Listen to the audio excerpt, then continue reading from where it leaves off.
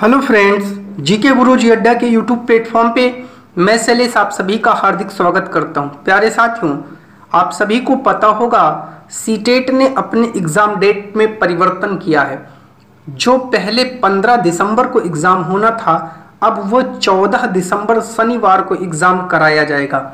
कारण है कि कुछ स्टेट और जो आपके यूनियन टेरिटोरी हैं वहाँ पर 15 दिसंबर को स्टेट लेवल के एग्ज़ाम हैं।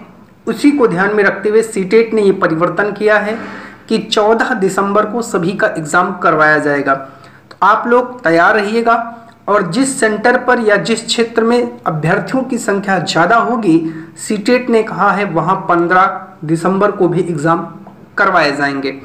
तो आप लोग लगातार तैयारी करते रहिएगा। इसी कड़ी में आज हम आपके लिए चाइल्ड साइकोलॉजी बाल मनोविज्ञान का मैराथन पार्ट 1 लेकर के आया हूं।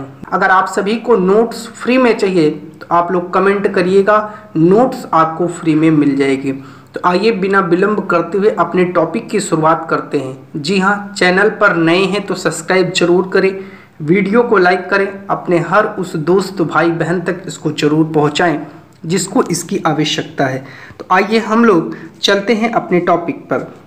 तो पहला टॉपिक है हमारा दोस्तों अभिवृद्धि, ग्रोथ जिसको कहते हैं। आइए समझते हुए चलते हैं।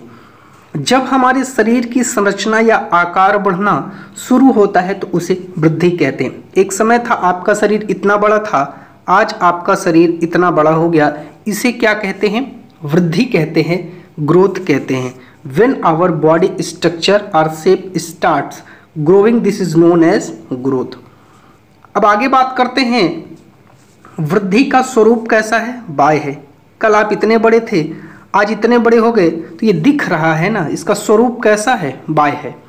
एक्सटर्नल लेवल, वृद्धि कुछ समय के बाद रुक जाती है। ये लगभग 18 से 20 वर्ष के जब आप होते हैं तो इस पर विराम लग जाता है। जैसे लंबाई है, चौड़ाई है, ये आपके वृद्धि के क्या हैं? उदाहरण हैं।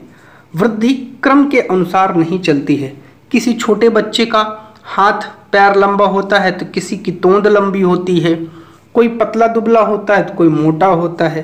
तो याद रखिएगा, ये क्रम के अनुसार नहीं चलती। कभी हमारी लंबाई बढ़ती है तो कभी हमारा वेट अर्थात भार बढ़ता है। वृद्धि को हम माप सकते हैं, मेजरमेंट कर सकते हैं। हम लंबाई और भार को माप सकते हैं। जैसे आप दुकान पर जाते हैं, बच्चे जिद करते हैं, जरा हमें इस बटखरे पर तौल दीजिए ना कि मैं कितने केजी का हूँ। तो ये बच्चे अक्सर जिद करते हैं। तो ये क्या है? ये अपना भार, वजन। तो हम क्या कर सकते हैं? वृद्धि को माप सकते हैं।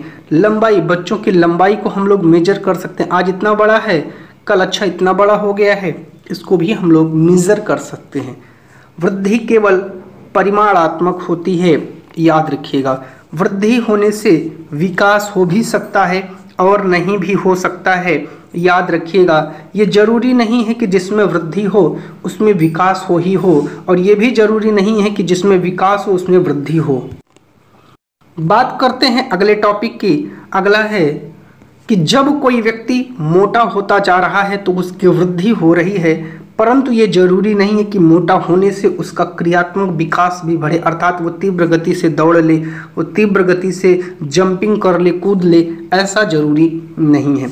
बात करते हैं विकास की, डेवलपमेंट की। बहुत इंपॉर्टेंट टॉपिक है। जब हमारे मानसिक, सामाजिक, संवेगात्मक, बौद्धिक पक्षों में परिपक्वता आती है, मैच्योरिटी आती है, उसे विकास कहते हैं। Where there is a maturity in our mental, social, emotional, intellectual pattern is known as development. विकास का स्वरूप आंतरिक और बाह्य दोनों होता है। मोस्ट इम्पॉर्टेंट है, याद रखिएगा। मस्तिष्क, भाषा ज्ञान। विकास जीवन भर चलता है, ये कई बार पूछा जाता है। विकास में क्रम निश्चित होते हैं, याद रखिएगा। हमें अपना जितना विकास करना होता है उतना हो जाता है। मानसिक विकास, सामाजिक विकास जितना हम चाहेंगे उतना ही होगा। तो याद रखिएगा, विकास का हम सीधे सीधे मापन नहीं कर सकते हैं। विकास को सीधे सीधे मापा नहीं जा सकता है। हम सामाजिक विकास, नैतिक विकास का मापन नहीं कर सकते हैं। हम केवल मानसिक विकास का मापन कर सकते हैं कि बच्चे का मानसिक विकास कितना हुआ, उसके अंदर सामाजिक और नैतिक विकास कितने हैं इसका मापन नहीं कर सकते। आगे बात करते हैं, विकास परिमाणात्मक और गुणात्मक दोनों होता है। बात करते हैं, विकास वृद्धि के बिना संभव है क्योंकि कुछ व्यक्तियों का आकार, ऊंचाई, भार नहीं बढ़ता, परंतु उनमें नैतिक विकास, सामाजिक विकास, बौद्धिक विकास अवश्य होता है। अगला टॉपिक है परिपक्वता, मैच्योरेशन। आनुवंशिक विन्यास के पूर्व निर्धारित रूप से प्रकट होने का प्रोसेस मैच्योरेशन कहलाता है। यह हेरिडिटी से रिलेटेड होता है। बड़े होने पर मैच्योरिटी आती रहती है। विकास के आयाम, domain of development important topic है। विकास बहुआयामी होता है, मल्टी डायमेंशनल होता है और मल्टी डायरेक्शन में होता है। एक तो शारीरिक विकास होता है जिसे फिजिकल डेवलपमेंट कहते हैं, एक गत्यात्मक विकास होता है जिसे मोटर डेवलपमेंट कहते हैं। यह एक तरह से बालक के शारीरिक विकास से ही जुड़ा है। यह मसल्स, हड्डियों की क्षमता और उन पर कंट्रोल करने से संबंधित होता है। गामक विकास में बालकों के चढ़ने, दौड़ने, कूदने, भोजन करने आदि विषय को शामिल किया गया है और इसे दो भागों में बांट करके पढ़ा जाता है। एक तो आपका आता है फाइन मोटर स्किल, जिसे सूक्ष्म बोलते हैं, grass motor skill. Fine motor skill में क्या होता है, इसमें मसल्स का कम यूज होता है, जैसे रंग भरना, रोटी बनाना, पेंसिल से लिखना, ठीक है, शेड करना। ग्रास मोटर स्किल, इसमें मसल्स का यूज ज़्यादा होता है, जैसे दौड़ना, साइकिल चलाना, भार दौड़ना, कूदना। इस प्रकार के एग्जाम्पल इसमें आते हैं। बात करते हैं मानसिक विकास या संज्ञानात्मक विकास भी आपका है, सामाजिक विकास है, सांवेगिक विकास है, नैतिक विकास है, भाषा विकास है, ठीक है। अब बात करते हैं बाल विकास के सिद्धांत के, प्रिंसिपल्स ऑफ चाइल्ड डेवलपमेंट। पहला है समान प्रतिमान का सिद्धांत, जिसे सिमिलियर पैटर्न का भी प्रिंसिपल बोलते हैं। इसके अनुसार प्रत्येक जाति अपने जाति के अनुरूप विकास के प्रतिमान का अनुसरण करती है। जैसे मानव से मानव का जन्म, हाथी से हाथी का जन्म, चींटी से चींटी का जन्म होता है। विकास की दिशा का सिद्धांत, डायरेक्शन, प्रिंसिपल ऑफ डायरेक्शन। विकास की दिशा सिर से पैर तक चलती है। मोस्ट इंपॉर्टेंट है, सबसे ज़्यादा यही पूछा गया है। तो जब हमारी विकास की दिशा सिर से पैर की तरफ होती है तो इसे मस्काधोमुखी, ठीक है, इसे क्या कहते हैं, मस्काधोमुखी कहते हैं, याद रखिएगा। और दूसरी तरफ जब हमारे विकास का क्रम मध्य से शुरू होकर बाहर की तरफ होता है तो उसे समीप दूर अभिमुख कहते हैं, याद रखिएगा। विकास क्रमिक होता है, ये भी याद रखिएगा। निरंतरता का सिद्धांत क्या कहता है, कॉन्टिन्यूटी। विकास कभी ना रुकने वाली प्रक्रिया है, यह जीवन पर्यंत चलने वाली प्रक्रिया है। केवल इसकी गति मंद और तेज हो सकती है। यह मां के गर्भ से शुरू होकर मृत्यु तक चलता है। मोस्ट इंपॉर्टेंट है, कई दफा यहाँ से भी क्वेश्चन बने हैं, याद रखिएगा। सामान्य से विशिष्ट क्रियाओं का सिद्धांत भी इसी के अंतर्गत आता है। हमारा विकास सदैव सामान्य से विशिष्ट क्रियाओं की ओर चलता है, ना कि विशिष्ट से सामान्य की ओर। कई बार यहाँ से एग्जाम में ऑप्शन देकर के कंफ्यूज करता है, बहुत अच्छे से याद करिएगा। उठना, बैठना, चलना, दौड़ना। आप कह दीजिए कोई दौड़ना पहले सीख ले, उठना बाद में, तो असंभव है ना। चलिए, पूर्वानुमान का सिद्धांत, प्रेडिक्टेबिलिटी जिसको कहते हैं। विकास पूर्वानुमान होता है क्योंकि हम पहले ही अनुमान लगा सकते हैं कि विकास किस दिशा में होगा। कोई बच्चा है, बैट बॉल पे बैट बॉल खेले जा रहा है, पढ़ाई में इंटरेस्ट नहीं है, तो हम अनुमान लगा सकते हैं कि ये बच्चा खेल में बहुत आगे जाने का प्रयास कर रहा है या खेल में बहुत आगे जाएगा। एकीकरण का सिद्धांत, ठीक है। आइए बात करते हैं। बच्चों में एकीकरण का गुण पाया जाता है जब हम किसी एक काम को करने के लिए अपने हाथ और पैरों को एक साथ मिला करके काम करते हैं, वही एकीकरण कहलाता है। जिस काम को करने के लिए, जैसे आप रस्सी खींच रहे हैं, आप नहीं खींच पा रहे हैं, हाथ से खींच रहे, फिर पैर भी पावर लगा करके खींच, वही है एकीकरण का सिद्धांत। इसके बाद आता है व्यक्तिगत विभिन्नता का सिद्धांत। बच्चों का विकास व्यक्तिगत विभिन्नता के अनुसार चलता है। किसी में विकास की गति तेज तो किसी में कम होती है। कोई बच्चा पढ़ने में बहुत तेज है, उसी सेकेंड क्लास में कोई बच्चा बहुत धीमा है पढ़ने में, तो ये भी जो है क्या है, ये व्यक्तिगत विभिन्नता का सिद्धांत है। बच्चों में individual differences heredity and environment की पारस्परिकता पर डिपेंड करता है। इन्हीं दोनों की वजह से इंडिविजुअल डिफरेंसेस होते हैं। याद रखिएगा, मोस्ट इंपॉर्टेंट टॉपिक है। हमारी इंटेलिजेंस, मोटिवेशन, इंटरेस्ट अलग अलग होती है। याद रखिएगा, किसी को गाना सुनना अच्छा है तो किसी को क्रिकेट खेलना अच्छा है, किसी को कबड्डी खेलना अच्छा है, ये हमारा इंटरेस्ट है। बुद्धि भी अलग है, कोई जल्दी याद कर लेता है, कोई लिख करके याद करता है, कोई बोल करके याद करता है, कोई मुंह बंद करके याद कर लेता है, कोई मौन होकर के याद कर लेता है। सबकी अपनी अपनी इंटेलिजेंस है और मोटिवेशन के भी तरीके सबके अलग अलग होते हैं। वर्तुलाकार बनाम रेखीय जो है प्रगति का सिद्धांत, विकास कभी भी रेखीय नहीं होता, मतलब इस तरीके से नहीं होता, वह कभी भी सीधी रेखा में नहीं चलता, कभी उसकी गति धीम तो कभी तेज। विकास कुछ इस पैटर्न को फॉलो करता है, कभी धीम तो कभी तेज। याद रखिएगा। अगला है अंतर संदर्भित विकास का सिद्धांत। शारीरिक, बौद्धिक, संवेगात्मक, सामाजिक और अन्य प्रकार के विकास अंतर संबंधित और परस्पर निर्भर करते हैं। याद रखिएगा। बात करते हैं बाल विकास की अवस्थाएं, स्टेजेस ऑफ चाइल्ड डेवलपमेंट। भर भर के सीटेट में यहाँ से क्वेश्चन आते हैं, भर भर के क्वेश्चन आते हैं। तो आइए देखते हैं। पहला है प्रसव पूर्व, प्रीनेटल स्टेज, 9 महीने से 9 महीने या 280 दिन जिसको कहते हैं। तो ये 0 से स्टार्ट होकर 9 महीने तक चलते। यह अवस्था माता के गर्भाधान से शुरू होती है। बात करते हैं शैशव, इन्फेंसी स्टेज, जन्म से 2 वर्ष। इस अवस्था में शिशु पूर्ण रूप से माता पिता पर निर्भर रहता है, उसका व्यवहार मूल प्रवृत्तियों पर आधारित होता है। तेज शारीरिक, मानसिक और अधिगम की अवस्था है।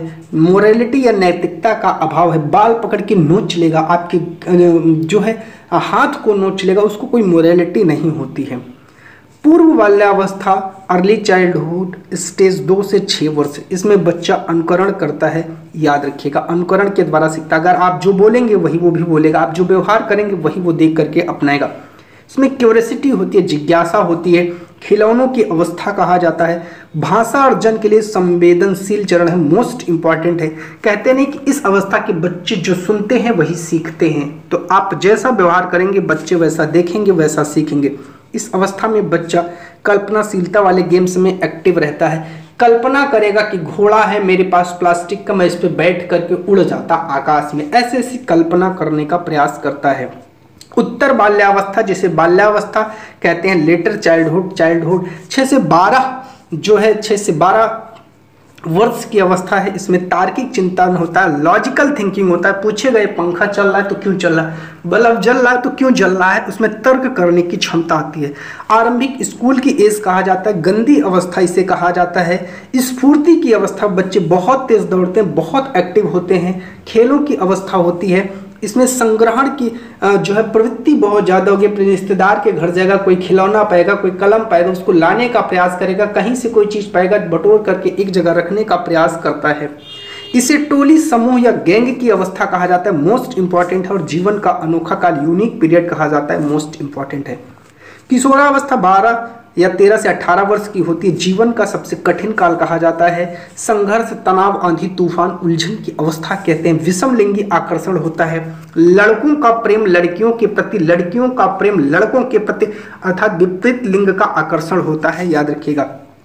इस अवस्था को स्वर्ण काल या गोल्डन एज भी कहा जाता है। इसमें वीर पूजा अर्थात हीरो वर्शिप होती है कि अच्छा मैं भी जरा, तो आइए देखता हूँ, ये वाला कटिंग बार कटाता हूँ, चलिए मैं भी जरा अमिताभ बच्चन वाला डायलॉग बोलता हूँ। तो ये इस प्रकार की भावना आती है। इस अवस्था में बच्चे अमूर्त चिंतन करते हैं। ठीक है, चलिए अब बात करते हैं। अगला टॉपिक है हमारा बुद्धि, मोस्ट इंपॉर्टेंट टॉपिक है। बुद्धि से भी बहुत सारे प्रश्न बनते हैं। बुद्धि समस्याओं को सुलझाने में मदद करती है। बुद्धि से ही व्यक्ति तर्क करता है, थिंकिंग करता है, इमेजिनेशन करता है। इंटेलिजेंस एक मल्टी डायमेंशनल और कठिन योग्यताओं, कॉम्प्लेक्स कैपेबिलिटीज का एक सेट होती है। बुद्धि स्थायी और परिवर्तनशील होती है। याद रखिएगा, बुद्धि अनुकूलन, एडाप्टेशन स्थापित करने में हमारी हेल्प करती है। बुद्धि के प्रकार की बात करते हैं, टाइप्स ऑफ इंटेलिजेंस। थॉर्नडाइक महोदय क्या कहते हैं? कहते हैं कि बुद्धि 3 प्रकार की होती है। आइए जानते हैं। पहला इन्होंने कहा है मूर्त। मूर्त का मतलब जो कंक्रीट है, जो दिखे, कंक्रीट इंटेलिजेंस। मूर्त बुद्धि से अभिप्राय जो चीज़ें हमारे सामने होती हैं। मूर्त का मतलब प्रत्यक्ष, जिन चीज़ों को हम देखकर कार्य करते हैं, मूर्त बुद्धि के अंतर्गत आता है। जैसे मैकेनिक, कारीगर, अब गाड़ी है ना, उसको देख करके तो काम करेगा, तो मूर्त बुद्धि के उदाहरण है। अमूर्त बुद्धि एब्स्ट्रैक्ट इंटेलिजेंस, जो बुद्धि हमें दिखाई नहीं देती, भावनाओं और विचारों से संबंधित है, जैसे कवि, डॉक्टर, चित्रकार। अमूर्त बुद्धि के उदाहरण है। चित्रकार क्या है, किसी चित्र को मस्तिष्क में सोचता है, उसको बाद पेंटिंग में उतार देता है, वो दिखता नहीं हमें, जब पेंटिंग में उतरता है तब दिखता है। सामाजिक बुद्धि, जो सामाजिक होते हैं, समाज के लिए कार्य करते हैं, उनमें सामाजिक बुद्धि होती है, जैसे नेता, व्यवसायी और अध्यापक सामाजिक बुद्धि के अंतर्गत आते हैं। 1916 में टर्मन के द्वारा बुद्धिलब्धि का संशोधित सूत्र दिया गया था। बुद्धिलब्धि बराबर मासिक आय अपान वास्तविक आय गुणित 100 होता है। मोस्ट इंपॉर्टेंट है, याद रखिएगा। बुद्धिलब्धि की स्थिति जानते रहिएगा। आईक्यू और स्थिति अगर 25 से कम है तो जड़ बुद्धि है, 25 से 49 है तो मूढ़ बुद्धि कहा जाता है। बात करते हैं 50 से 69 है तो मूर्ख बुद्धि है, 70 से 79 मंद बुद्धि, 80 से 89 सामान्य बुद्धि से नीचे, 90 से 109 सामान्य बुद्धि, 110 से 119 सामान्य बुद्धि से ऊपर आता है, 120 से 129 तीव्र बुद्धि है, 130 से 139 प्रखर है, 140 से अधिक प्रतिभाशाली बुद्धि कहा जाता है।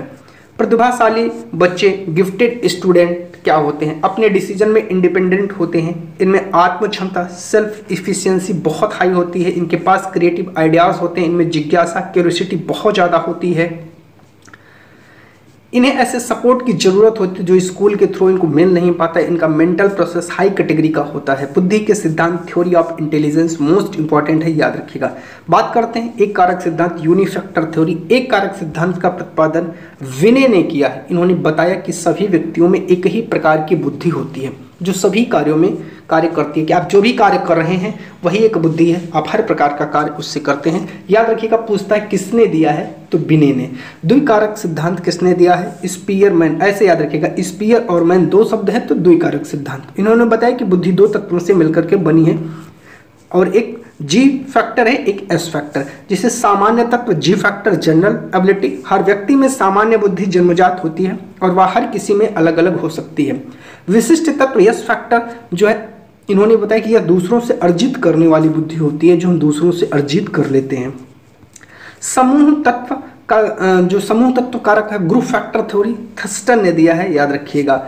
ठीक है, चलिए इस सिद्धांत का प्रतिपादन थर्स्टन द्वारा किया गया। इस सिद्धांत के अनुसार बुद्धि कई प्रकार की योग्यताओं का मिश्रण है जो विभिन्न समूहों में पाई जाती है।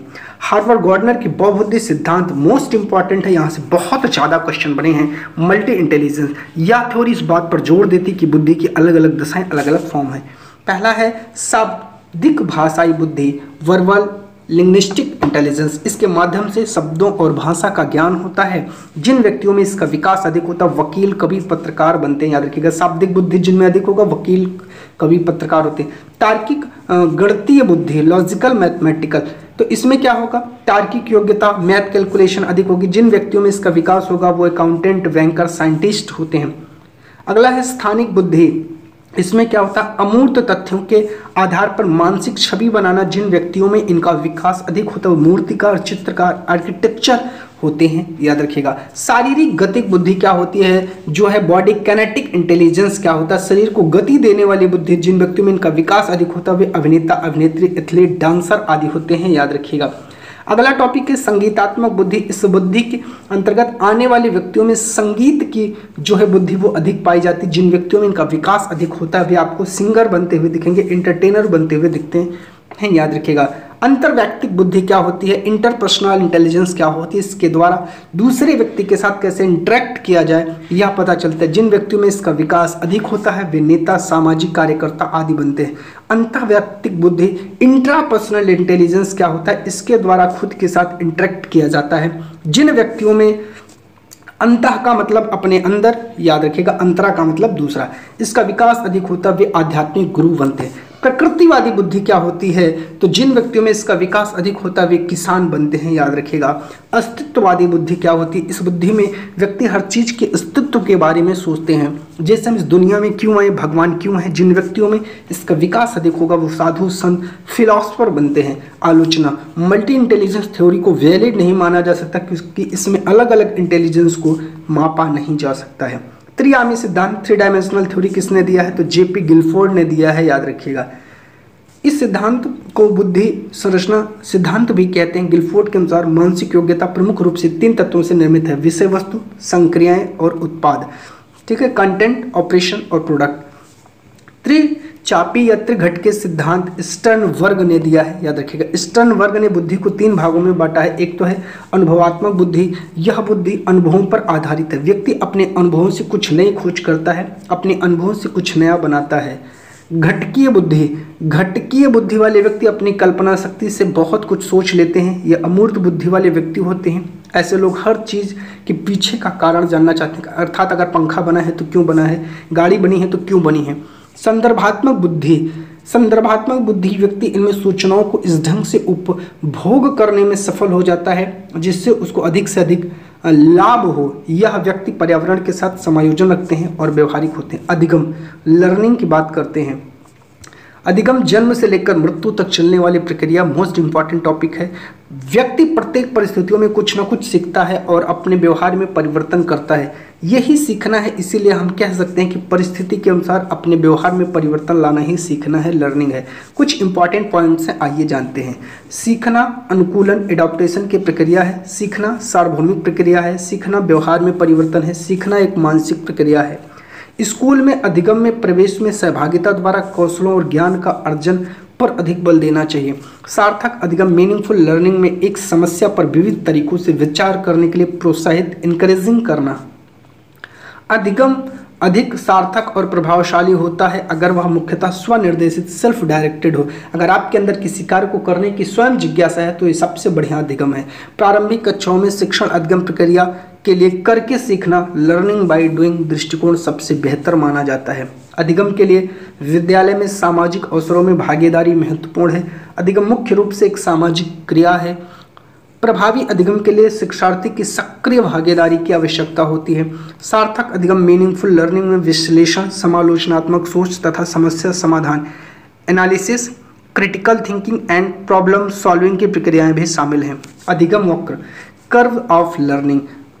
जब अधिगम की मात्रा, प्रभाव, क्षमता आदि किसी माध्यम ग्राफ आरेख के द्वारा प्रदर्शित किया जाता है तो वह अधिगम वक्र कहलाता है। इससे अधिगम की न्यूनता या अधिकता या शून्य स्थिति को व्यक्त करता है। अधिगम के 4 वक्र हैं। पहला है सरल रेखीय, ठीक है, स्ट्रेट लाइन कर्व। इसे सीखने की गति एक समान होती है जो इस प्रकार का होगा। उन्नतोदर वक्र, इसमें क्या होता है, इसमें सीखने की गति शुरू में तेज होगी तो शुरू में ऐसा सीखेगा लेकिन बाद में स्लो हो जाएगी, ठीक है। एक उच्चतम बिंदु पर पहुंचने के बाद उसके सीखने की गति डाउन हो जाती है, धीमी हो जाती है। इसे उन्नतोदर कहते हैं। नतोदर अधिगम वक्र क्या होता है, कॉन्केव क्या होता है, इसमें शुरू में सीखने की गति धीमी और उसके बाद धीरे धीरे सीखने की गति तेज होने लगती है। शुरू में ऐसे सीखेगा, बाद में ऐसे ऐसे वो सीखने लगेगा, तो इसे क्या कहते हैं, नतोदर। और मिश्रित अधिगम क्या होता है, इसमें शुरू में अधिगम की गति तेज या धीमी, अंत में अधिगम की गति धीमी या तेज हो जाती है, अर्थात दोनों तरीके के अधिगम का मिलाजुला रूप है। तो ये कुछ इस प्रकार का आपका वक्र चलता है, इसे ही क्या कहा जाता है, मिश्रित अधिगम कहा जाता है। अधिगम का पठार, ठीक है, लर्निंग प्लेटूस क्या होते हैं ये जानते हैं। अधिगम पठार, इसमें सीखने की गति रुक जाती है, यानी उसमें ना तो उन्नति होगी और ना ही अवनति होगी। अधिगम के पठार में अधिगम की गति 0 होती है। शिक्षण के स्तर, लेवल्स ऑफ टीचिंग, शिक्षण के स्तर को 3 स्तरों में बांटा गया है। एक तो है स्मृति स्तर, मेमोरी लेवल, जिसे हर्बर्ट ने दिया है। इस स्तर में बच्चे के रटने पर बल दिया जाता है। यह शिक्षण अधिगम प्रक्रिया का सबसे निचला स्तर है। इस स्तर के शिक्षण अधिगम का उद्देश्य केवल ज्ञान प्राप्त करना छोटी कक्षाओं के लिए होता है। एक है समझ या बोझ स्तर, अंडरस्टैंडिंग लेवल, जिसे मॉरिसन ने दिया है। स्मृति स्तर से ऊंचा है। इस तरह में रटने की बजाय ज्ञान को अच्छी तरह समझने पर बल दिया जाता है। इस स्तर में बच्चों को जो ज्ञान या सिद्धांत दिए जाते वे इस तरह के बताए जाते कि ताकि बच्चा उनका व्यवहारिक प्रयोग भी कर सके। चिंतन स्तर, थिंकिंग लेवल, शिक्षण अधिगम का सबसे ऊंचा स्तर माना जाता है। इस स्तर में बच्चों को अपनी मानसिक शक्तियों के विकास के पूर्ण अवसर प्राप्त होते हैं। इसमें पहले बच्चों को विभिन्न नियमों, सिद्धांतों आदि की जानकारी दी जाती है, फिर उन्हें स्वतंत्र रूप से इस पर चिंतन करने और निष्कर्ष निकालने के लिए अवसर दिया जाता है। माइक्रो टीचिंग या सूक्ष्म शिक्षण क्या है? यह शिक्षण का एक छोटा सा प्रारूप है जिसमें क्लास में शिक्षण क्रियाएं सूक्ष्म रूप से कार्य करती हैं। याद रखिएगा, इस शिक्षण विधि का विकास एलन महोदय ने किया है। सूक्ष्म शिक्षण से कम समय में अधिक दक्षता प्रदान किया जाता है। सूक्ष्म शिक्षण से शिक्षकों के कौशल का विकास किया जाता है। संपट कौशल, पुनर्वलन कौशल, प्रश्न प्रवाह कौशल इसमें आते हैं। सूक्ष्म शिक्षण की प्रक्रिया क्या है? तो सबसे पहले क्या है, पाठ्य योजना का निर्माण है। पहले टीचर पाठ्य योजना का निर्माण करेगा। कक्षा शिक्षण है, पाठ्य योजना बनाने के बाद टीचर क्लास में आकर पढ़ाएगा। शिक्षण करवाने के लिए उसे 6 मिनट का समय रिजर्व रहता है। तीसरे नंबर पर आता है प्रतिपुष्टि फीडबैक देने के लिए 6 मिनट का समय, पुनः पाठ हो जाए इसमें 12 मिनट का समय, फिर पुनः शिक्षण 6 मिनट का समय, पुनः प्रतिपुष्टि 6 मिनट का समय। इस तरह कुल 36 मिनट का जो है इसका पूरा टाइम पीरियड होता है। अधिगम स्थानांतरण, ट्रांसफर ऑफ लर्निंग, जब कोई एक सीखा हुआ कौशल या काम दूसरे सीखे कौशल या काम को प्रभावित करता है तो उसे सीखने का स्थानांतरण कहते हैं। ट्रक चलाने में सीखा गया कौशल कार चलाने की प्रक्रिया को प्रभावित करता है। स्थानांतरण के प्रकार, स्थानांतरण धनात्मक होता है। धनात्मक स्थानांतरण पूर्व ज्ञान, अनुभव अथवा प्रशिक्षण नई बात को सीखने में सहायता प्रदान करता है। किसी कार्य को करने का ज्ञान, योग्यता अथवा अनुभव जब अन्य कार्यों को करने में सहायक होते हैं तब इसे सीखने का धनात्मक स्थानांतरण माना जाता है। हिंदी भाषा का ज्ञान संस्कृत भाषा सीखने में सहायता प्रदान करता है। ट्रक चलाने वाला अगर कार चलाना आसानी से सीख ले रहा है तो इसे धनात्मक स्थानांतरण कहा जाता है। बात करते हैं ऋणात्मक स्थानांतरण की। किसी कार्य को करने का ज्ञान, योग्यता, अनुभव जब दूसरे कार्य को करने में घातक हो तब इसे सीखने या ऋणात्मक स्थानांतरण कहा जाता है। तेज चलने का अभ्यास दिल की बीमारी की स्थिति में चिकित्सक की सलाह के बावजूद धीमे चलने में बाधक होता है, अतः इसे ऋणात्मक स्थानांतरण कहा जाता है। शून्य स्थानांतरण, सीखने की प्रक्रिया में जब पूर्व अनुभव ना तो सहायक होता है ना ही बाधक होता तो वहां पर अधिगम का शून्य स्थानांतरण होता है। क्षैतिज स्थानांतरण, जब किसी स्तर में अर्जित ज्ञान, अनुभव अथवा प्रशिक्षण का उपयोग व्यक्ति के द्वारा उसी प्रकार की लगभग समान स्थिति में किया जाता है तो सीखने को इसे क्षैतिज स्थानांतरण कहते हैं। जैसे गणित में जोड़ एवं घटाव के प्रश्न को हल करने का अभ्यास इस तरह के विज्ञान के अन्य प्रश्नों को हल करने में भी मदद करता है, याद रखिएगा। लर्निंग डिसेबिलिटीज, अधिगम अक्षमता क्या होती है? सीखने की क्षमता या योग्यता में कमी को अधिगम अक्षमता कहते हैं। एक चर अवस्था है, वेरिएबल स्टेज है, याद रखिएगा। आइए कुछ जानते हैं। जैसे डिसलेक्सिया पढ़ने से संबंधित विकार है, ठीक है। डिसग्रेफिया लिखने से संबंधित कठिनाई, डिसकैलकुलिया गणित से संबंधित समस्या, डिसमॉर्फिया भ्रम की स्थिति है, डिसफेजिया बोलने से संबंधित विकार है, डिसप्रैक्सिया शारीरिक कौशल से संबंधित विकार है, डिसथीमिया तनाव से संबंधित है, याद रखिएगा। ADHD क्या होता है? Attention defective hyper active disorder. इसमें बच्चा एक चीज पर ध्यान केंद्रित नहीं कर पाता और बहुत हाइपर एक्टिव हो जाता है। स्वालीनता, आत्मकेंद्रितता, ऑटिज्म, दोहराव, रिपीटेटिव और बार बार किए जाने वाला बिहेवियर ऑटिज्म कहलाता है। यह दिव्यांग सामाजिक संचार सोशल कम्युनिकेशन में चुनौती का कारण बनता है। RPW एक्ट 2016 इंपॉर्टेंट है, हर बार यहाँ से प्रश्न आता है। RPW एक्ट 1995 के स्थान पर RPW एक्ट 2016 लाया गया। इसमें क्या किया गया कि जो 95 में विकलांगता के 7 प्रकार थे 16 वाले में बढ़ा करके 21 कर दिया गया। साथ ही सुनिश्चित कर दिया कि केंद्र सरकार के पास विकलांगता के और जो है प्रकार को जोड़ने की शक्ति होगी। आगे बात करते हैं, इसके द्वारा सुझाई गई कुछ युक्तियां हैं। जीवन के सभी क्षेत्रों में समानता और गैर भेदभाव, स्कूल जाने वाले बच्चों का हर 5 साल में सर्वे, बुक TLM आदि उपलब्ध कराना। गामक या गतिमान अक्षमता, लोकोमोटर डिसेबिलिटीज, यह क्षमता शारीरिक अक्षमता या मसल्स का सही तरीके से नहीं चलने से संबंधित होती है। जैसे चलना कूदना, हाथ में कोई वस्तु ना पकड़ पाने की जो है अक्षमता होती है, याद रखिएगा। बात करते हैं EL थॉर्नडाइक, कुछ इंपॉर्टेंट थ्योरीज के। त्रुटि एवं प्रयास का सिद्धांत, ठीक है, trial and error theory Thorndike महोदय का है। थॉर्नडाइक एक अमेरिकी वैज्ञानिक थे, याद रखिएगा। थॉर्नडाइक ने प्रयास एवं त्रुटि का सिद्धांत दिया। वो सोचते थे कि अगर किसी की उत्तेजना स्टिमुलस को बढ़ा दे तो उसके प्रति अनुक्रिया रिस्पॉन्स करेगा और जब बार बार अनुक्रिया को दोहराएगा तो वह कुछ न कुछ जरूर सीखेगा। प्रयोग किस पर करते हैं? थॉर्नडाइक ने एक पिंजरे में भूखी बिल्ली को बंद कर दिया, बाहर एक मरी मछली रख दिया। पिंजरे में एक लीवर लगा होता है जिस पर पैर पड़ने पर गेट खुल जाता है। बिल्ली भूख के मारे छटपटाती है, इधर उधर घूमती है और अचानक उसका पैर उस लीवर पर पड़ जाता है। गेट खुल जाता है और बिल्ली अपने लक्ष्य मृत मछली तक आसानी से पहुंच जाती है। यह सिद्धांत यह बताता है कि जब हम प्रयास करेंगे तो त्रुटि होगी, लेकिन अंत में हम अपने लक्ष्य तक पहुंच जाएंगे, यानी सीख जाएंगे। इस पूरे जो है प्रक्रिया को मैं आपको समझा देता हूं। एक बॉक्स है, ये लीवर लगा है, ठीक है, और यहाँ पर जो है खाना रखा है, मृत मछली है, ये है बिल्ली मान लेते हैं।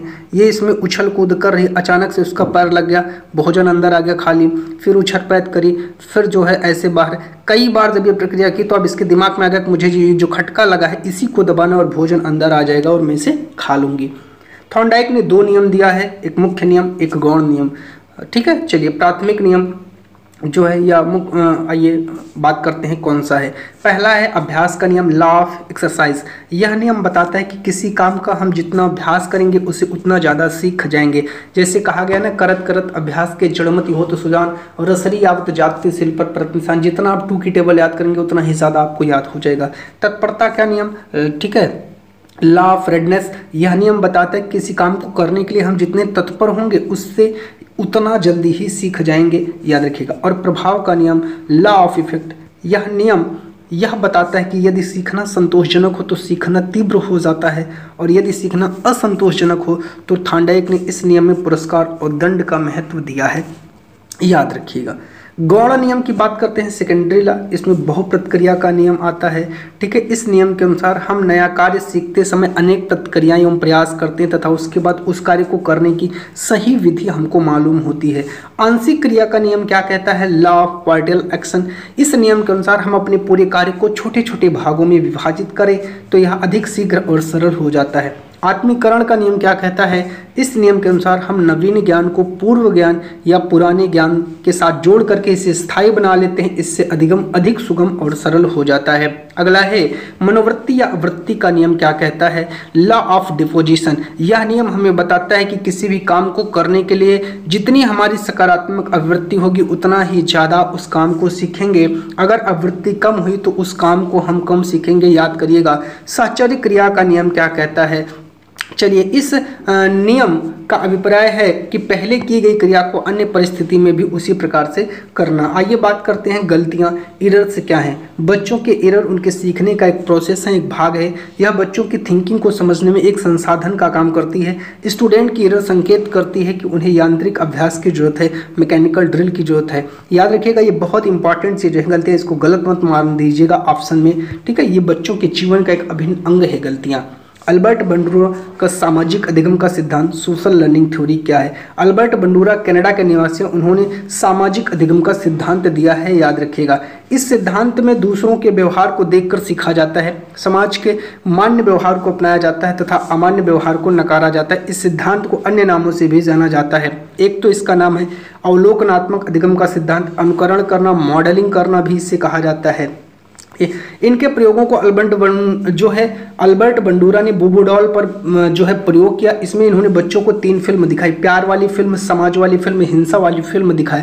और उसके बाद बंडूरा के अकॉर्डिंग स्टेजेस ऑफ लर्निंग क्या है, एक तो है अवधान, अटेंशन है, एक है धारण, रिटेंशन है, पुनरुत्पादन, रिप्रोडक्शन है, अपहरण, मोटिवेशन है, याद रखिएगा, ठीक है। चलिए बात करते हैं पावलोव के। पावलोव बहुत इंपॉर्टेंट है, यहाँ से कई बार प्रश्न आते हैं। इनका है शास्त्रीय अनुबंधन का सिद्धांत, ठीक है। चलिए सबसे पहले याद रखिएगा, एक रूसी वैज्ञानिक है, 1904 में इनको नोबेल पुरस्कार मिला था। मोस्ट इंपॉर्टेंट है, इनके अनुसार किसी की उत्तेजना के पैरेलल अगर कोई सिग्नल निर्धारित कर दे तो सामान्य प्रतिक्रिया रिस्पॉन्स करेगा जितना वह उत्तेजना बढ़ाने पर करता था। पावलोव का प्रयोग पावलोव ने अपने प्रयोग जो है कुत्ते पर किया। उसने कुत्ते को एक पिंजरे में भूखा रखा।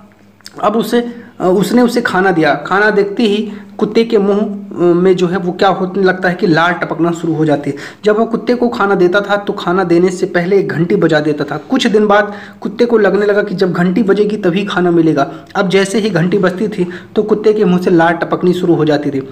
अब रही है, ठीक है। अब जो है इस तरह कुत्ता घंटी के साथ संबंध स्थापित जो है कर लेता है और घंटी के साथ संबंध स्थापित करने पर जो है उसी के अनुसार वो रिस्पॉन्स करने लगता है। स्टेजेस ऑफ क्लासिकल कंडीशन, एक तो है उद्दीपक सामान्यीकरण, ठीक है, स्टिमुलस जनरलाइजेशन। जब व्यक्ति अनकंडीशनल स्टिमुलस के प्रति क्रिया करना सीख लेता है, जैसे कुत्ता घंटी के प्रति क्रिया करना सीख गया था, तो वह उस उद्दीपन से मिलते जुलते अन्य उद्दीपनों के प्रति भी वैसा ही रिस्पॉन्स करेगा।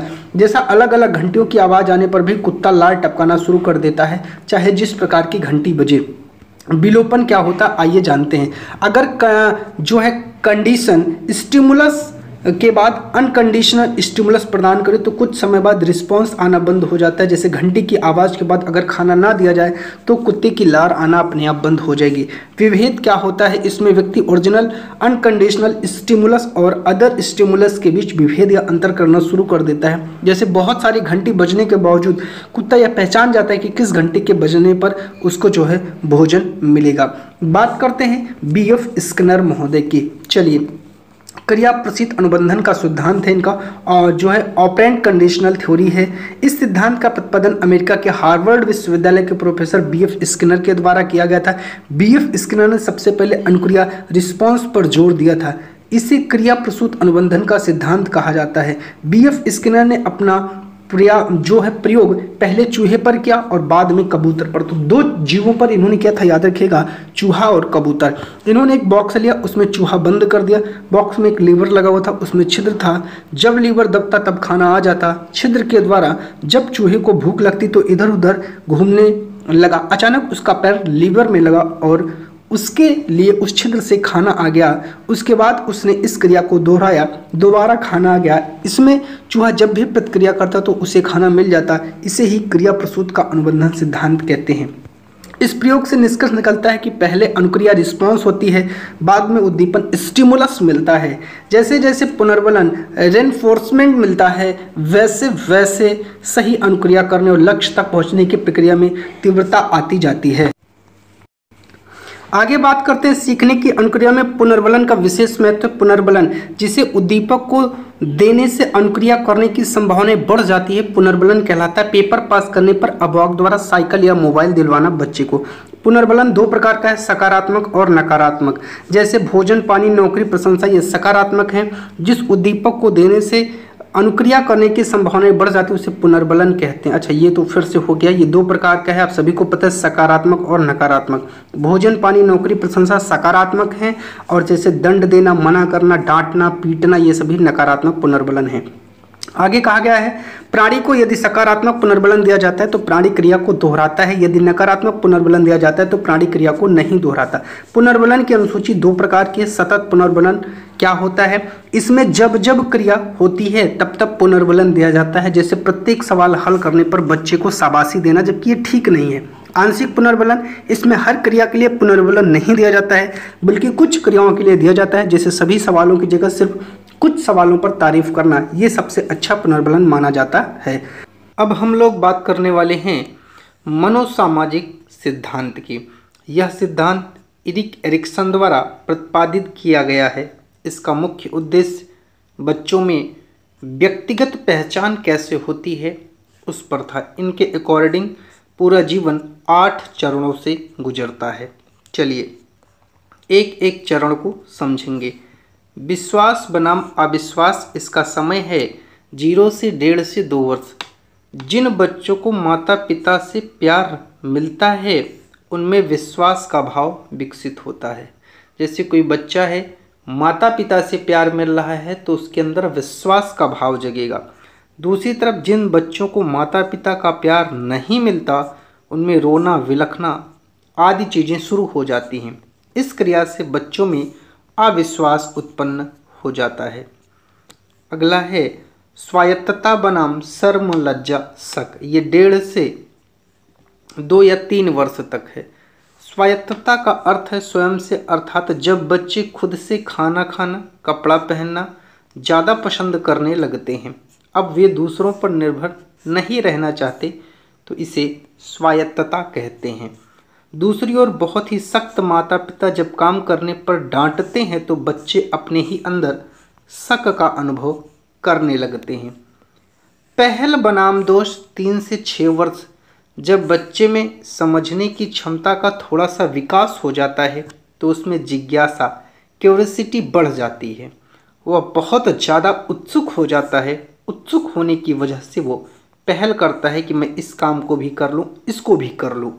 दूसरी तरफ जब माँ बाप उसकी उत्सुकता को दबा देते हैं, उसे डांट देते हैं, तो उसमें दोष भाव, गिल्टी फीलिंग उत्पन्न होना शुरू हो जाता है। अगला है परिश्रम बनाम हीनता, 6 से 12 वर्ष, उत्तर बाल्यावस्था। इस आयु में बच्चा माँ बाप का हर काम करने की कोशिश करता है, इसे परिश्रम कहते हैं। दूसरी तरफ अगर आपने बच्चे को कोई काम दिया, उस काम को वो बच्चा नहीं कर पा रहा है तो उसमें कहीं ना कहीं उसके अंदर हीनता का भाव प्रकट होने लगेगा। पहचान बनाम भ्रांति, 12 से 18 वर्ष, किशोरावस्था। इस आयु में जो बच्चा है वो अपनी पहचान को बहुत बड़ा बनाने में उत्सुक होता है कि मेरी पहचान दूर तक हो, बड़े बड़े लोगों से हो, बड़े बड़े अधिकारियों से हो। दूसरी तरफ जब बच्चा अपने इस उद्देश्य में जो है काम नहीं करते तो उनके पास बहुत सारे रास्ते क्या होते हैं, खुल जाते हैं। आत्मीयता बनाम अलगाव 18 से 35 पूर्व वयस्क का अवस्था। आत्मीयता में आदमी दूसरों के साथ घनिष्ठ संबंध बनाता है। घनिष्ठ संबंध होने की वजह से वह दूसरों के साथ मिलजुल कर रहता है, जिसे आत्मीयता कहा जाता है। दूसरी तरफ जब आदमी दूसरों के साथ घनिष्ठ संबंध नहीं बना पाता तो सबसे अलग रहता है, जिसे अलगाव कहते हैं। जननात्मकता बनाम स्थिरता 35 से 65 मध्य वयस्क अवस्था। इस अवस्था में दूसरे लोगों के बारे में ज़्यादा सोचते हैं, दूसरों का भला करने की सोचते हैं। दूसरी तरफ जब लोगों में इस सोच का विकास नहीं होता तो उनमें स्थिरता आ जाती है। संपूर्णता बनाम निराशा 65 वर्ष से ऊपर प्रौढ़ावस्था। इसमें क्या होता है, आदमी की अधिकतम इच्छाएं पूर्ण हो चुकी होती हैं। अब वह अपने भविष्य के बजाय अपने बीते दिनों को याद करता है, उसकी कितनी सफलताएं हुई, कितनी असफलताएं हुई। यदि उसकी सफलता ज़्यादा है तो उसे संपूर्णता, अगर किसी ने ज़्यादा सफलता नहीं हासिल की तो उसमें निराशा आ जाती है। अब हम एक महान वैज्ञानिक के बारे में पढ़ेंगे जिनका नाम है जीन पियाजे। संज्ञानात्मक विकास का सिद्धांत, कॉग्निटिव डेवलपमेंट थ्योरी, स्विट्जरलैंड के थे। ठीक है। पियाजे का मानना है कि जैसे जैसे बच्चों में जैविक परिपक्वता, बायोलॉजिकल मैच्योरेशन आती है, वैसे वैसे वस्तुओं के बारे में अपने दिमाग में वो कॉन्सेप्ट बनाते हैं। पियाजे के अकॉर्डिंग बच्चे सक्रिय ज्ञान का निर्माता तथा नन्हे वैज्ञानिक है। मोस्ट इंपॉर्टेंट लाइन है, जो संसार के बारे में अपने सिद्धांतों की रचना करते हैं। पियाजे के अनुसार जो बच्चों की सोच है ना, वो एडल्ट से सिर्फ प्रकार में अलग होती है, मात्रा में बराबर ही होती है या ज़्यादा हो सकती है। Concept of cognitive development. जो कॉग्निटिव डेवलपमेंट है उसके क्या कॉन्सेप्ट है? सबसे पहला अनुकूलन, एडाप्टेशन। वातावरण के अनुसार अपने आप को ढालना, अनुकूलन। इसकी दो प्रक्रिया है, एक होता है आत्मसातकरण जिसे बोलते हैं एसिमिलेशन, पूर्व ज्ञान को नए ज्ञान के साथ जोड़ना, आत्मसातकरण। जैसे कोई बच्चा है, उसको पता है कि काला कुत्ता होता है, लेकिन वो कहीं बाहर घूम रहा था, उसने देखा सफ़ेद कुत्ता भी होता है। कुछ दिन बाद उसने सोचा भूरा कुत्ता भी होता है। अपने ज्ञान में वो क्या कर रहा है, पूर्व ज्ञान, उसको कुत्ते का पूर्व ज्ञान है, उसमें नई नई जानकारी को जोड़ रहा है। अगला है समायोजन, अकोमोडेशन। पूर्व ज्ञान में परिवर्तन करके वातावरण के साथ तालमेल बिठाना। जो पूर्व ज्ञान है उसमें परिवर्तन करना पड़ेगा। जैसे कुत्ता देखा था, अब बिल्ली देख लिया, तो अच्छा बिल्ली के भी 4 पैर होती है, ठीक ठीक ठीक, तो उसको क्या करना पड़ेगा, समायोजन, तालमेल बिठाना पड़ेगा। साम्य धारण या संतुलन, इसके द्वारा बच्चा आत्मसातकरण और समायोजन की प्रक्रियाओं के बीच में संतुलन कायम करता है। स्कीमा, मानव के दिमाग में जो चीज़ें पहले से स्टोर होती हैं उनका प्रयोग करके किसी विषय के प्रति एक धारणा बनाता है, इसे स्कीमा कहते हैं। मानव शिशु में स्कीमा प्रवृत्ति और प्रतिक्रिया जन्मजात होती है। संगठन, ऑर्गेनाइजेशन। पियाजे के सिद्धांत में संज्ञानात्मक प्रणाली के लिए स्कीमाओं को पुनर्व्यवस्थित करना, उन्हें स्कीमाओं से जोड़ने को संगठन कहते हैं।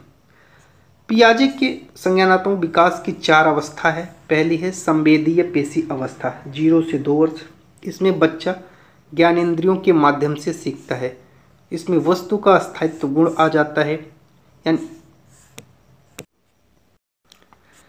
यानी बच्चा अपने दिमाग में वस्तुओं की छाप बनाना शुरू कर देता है, जिससे वह छपी हुई वस्तु को भी ढूंढ लेता है। जो छुपी हुई वस्तु है उसको भी ढूंढ लेता है। बात करते हैं पूर्व संक्रियात्मक अवस्था, 2 से 7 वर्ष की है। यह क्रिया करने से पहले की अवस्था है। इसमें बच्चा सामने आने वाली चीज़ों को देख पाएगा, समझ पाएगा, लेकिन कोई क्रिया नहीं कर पाएगा। इस चरण में बच्चा प्रतीकों का यूज करने में निपुण हो जाता है। जैसे साइकिल शब्द सुनकर उसके माइंड में एक साइकिल की इमेज स्वतः बनने लगती है। बात करते हैं इस स्टेज में लक्ष्य निर्देशित व्यवहार की क्षमता आ जाती है। जीववाद, जब बच्चा सजीव और निर्जीव के बीच में अंतर ना कर पाए, जैसे उसको कोई खिलौना दिया जाए, कोई गुड़िया है, कोई गुड्डा है, तो उसको खाना खिलाएगा, उसको पानी पिलाएगा, उसको पता नहीं कि ये निर्जीव है। निर्जीव में भी सजीव को जानना, यही जीववाद है। अहम केंद्रित, जब बच्चा यह सोचना शुरू कर देता है कि वह जो कर रहा है, सोच रहा है, वह सब ठीक है, इसे अहम केंद्रित कहते हैं। अपलटावीपन, बच्चा वस्तु, समस्या आदि को उलटना पलटना नहीं सीखता। जैसे 5 + 3 8 होता है, तो वो 3 और 5 को फिर जोड़ेगा 8 के लिए, उसको पता नहीं है। मुद्रा, संपत्ति, दूरी, भार, ऊंचाई, क्रम निर्धारण, इन सब का कॉन्सेप्ट उसके अंदर नहीं होता है। बात करते हैं केंद्रीकरण की। एक समय में किसी वस्तु की केवल एक विशेषता पर ध्यान दे पाने की प्रवृत्ति को केंद्रीकरण कहते हैं। संरक्षण, अगर किसी वस्तु के साइज या शेप को चेंज कर दें तो उसकी क्वांटिटी पर कोई प्रभाव नहीं पड़ता, लेकिन बच्चा इसको समझ नहीं पाता। क्रमबद्धता, इसमें बच्चा वस्तुओं, तथ्यों को आकार में रखना नहीं सीख पाता है, याद रखिएगा। बात करते हैं मूर्त संक्रियात्मक अवस्था। इस अवस्था में ये 7 से 11 वर्ष की अवस्था है। इसमें बच्चा सामने रखी वस्तु या चीज़ों को देखकर कुछ कर सकता है, सोच विचार सकता है।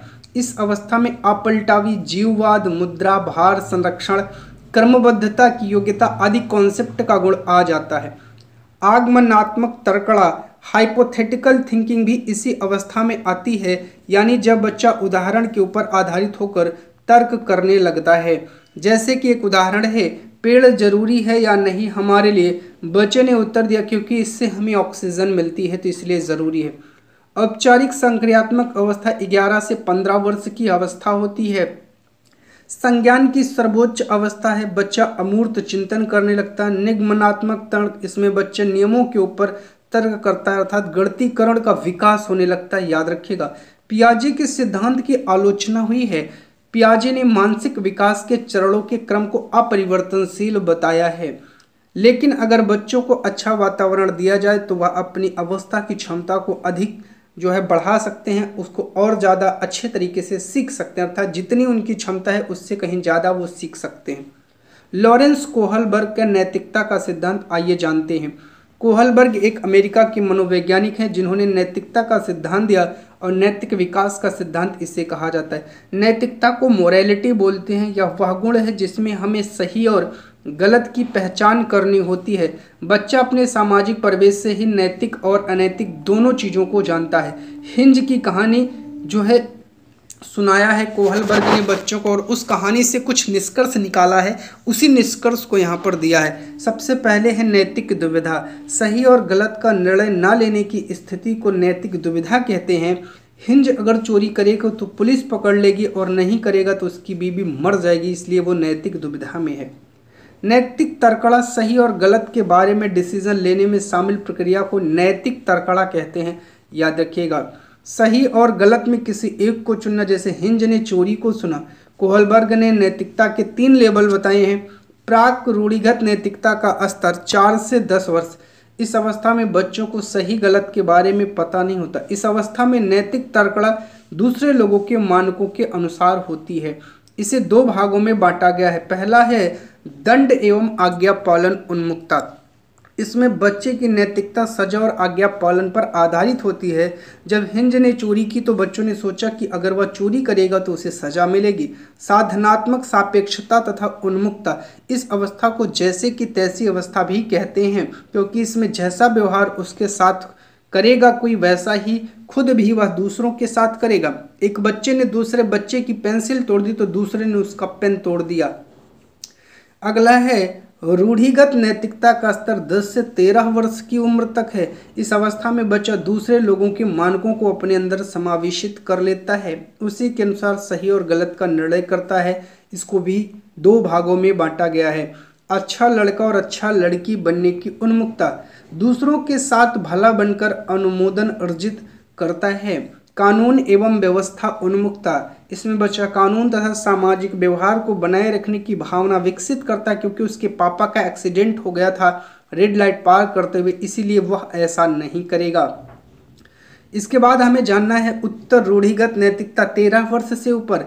कन्विक्शनल क्या सही है क्या गलत है इसकी दो अवस्था, इसमें डिसीजन खुद से लिए जाते हैं ना कि समाज के जरिए। सामाजिक अनुबंधन उन्मुखता, इसमें किशोर मानते हैं कि नियम लोगों के भले के लिए, अगर किसी नियम से किसी का नुकसान होता है तो ऐसे नियम को तोड़ देना चाहिए।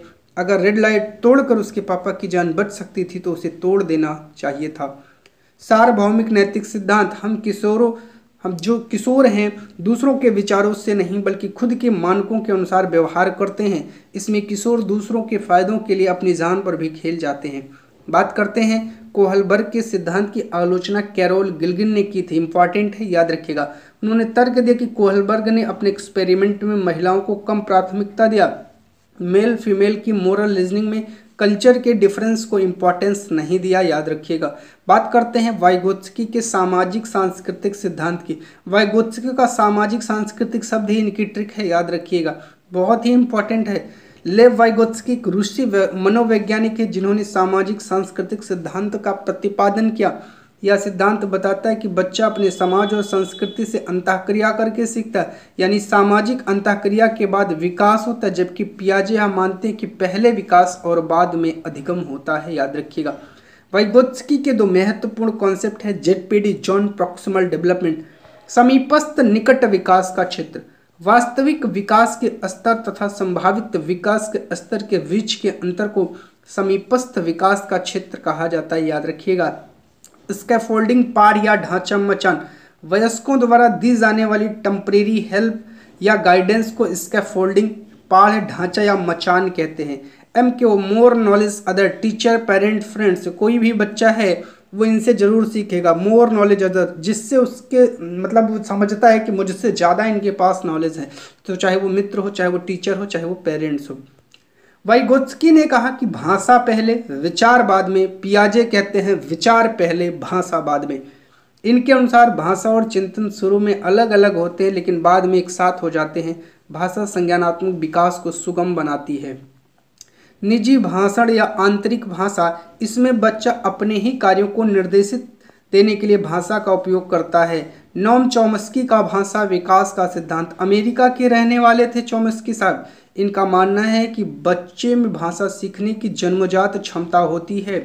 बात करते हैं, ये कहते हैं कि बच्चे के मस्तिष्क में एक डिवाइस होता है जिससे बच्चा भाषा सीखता है। डिवाइस का नाम है LAD, लैंग्वेज एक्विजिशन डिवाइस, भाषा अधिग्रहण यंत्र भी इसे कहते हैं। कौन कहा है? चॉम्स्की साहब ने।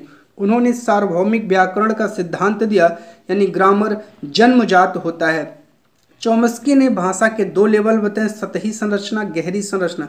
इसमें बच्चा सिर्फ ध्वनियों शब्दों को जानता है लेकिन उसके अर्थ को नहीं, जैसे मम्मी पापा खाना पीना। गहरी संरचना, इसमें शब्दों के अर्थ का ज्ञान भी बच्चे को हो जाता है।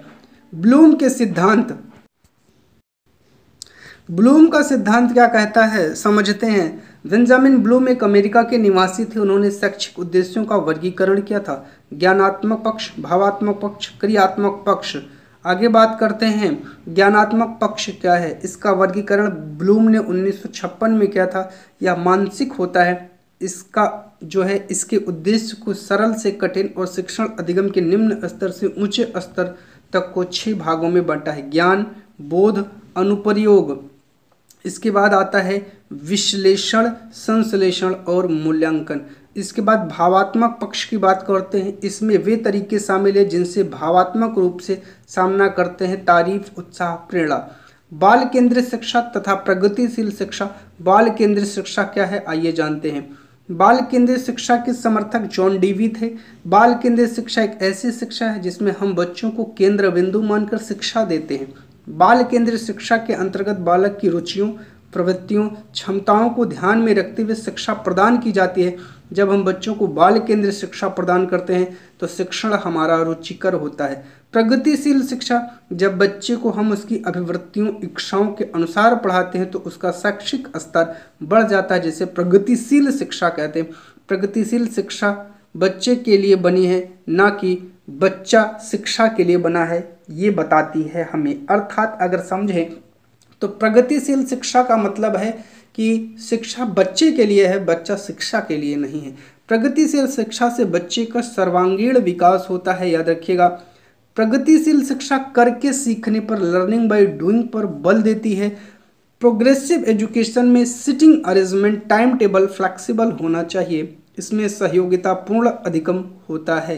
याद रखिएगा, according to CBSE progressive education में बच्चे समूह में एक्टिव पार्टिसिपेंट और सोशल स्किल को सीखते हैं।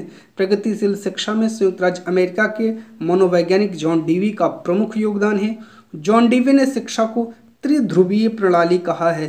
त्रिध्रुवीय प्रणाली, ये इसमें टीचर जो है वो स्वतंत्र चर है, बालक एक आश्रित चर है जो किस पर आश्रित है, टीचर पर, और पाठ्यक्रम को एक मध्यस्थ चर कहा गया, इंटरमीडिएट वेरिएबल। भारत में बाल केंद्रित शिक्षा का श्रेय गिजू भाई को जाता है। बात करेंगे सिगमंड फ्रायड के मनोविश्लेषणात्मक सिद्धांत की हम लोग चर्चा करने वाले हैं। चलिए जानते हैं इनके बारे में।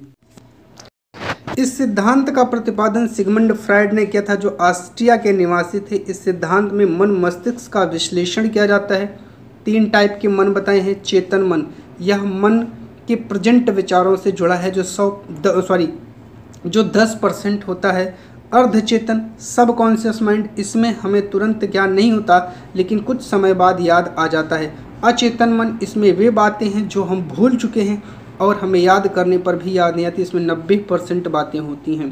फ्रायड ने व्यक्तित्व को, पर्सनालिटी को 3 भागों में बांटा है। इदम, इसमें व्यक्ति शारीरिक और मूल आवश्यकताएं जैसे भूख, प्यास, सेक्स आदि को सेटिस्फाई करना होता है। यह सामाजिक आवश्यकताओं और नैतिक मूल्यों की चिंता किए बिना इच्छाओं की पूर्ति पर बल देता है। ईगो, अहम, यह आवश्यकताओं की इच्छा की संतुष्टि की योजना का निर्माण करता है, उसका इम्प्लीमेंटेशन करता है या परिणामों की चिंता करता है। परा अहम, यह समाज द्वारा नैतिक सूत्रों के अकॉर्डिंग काम करता है, यानी जिस व्यक्ति के अंदर सुपर ईगो ज़्यादा होगी वह बुरे कामों से उतना ही दूर होगा, जैसे चोरी ना करना, झूठ ना बोलना।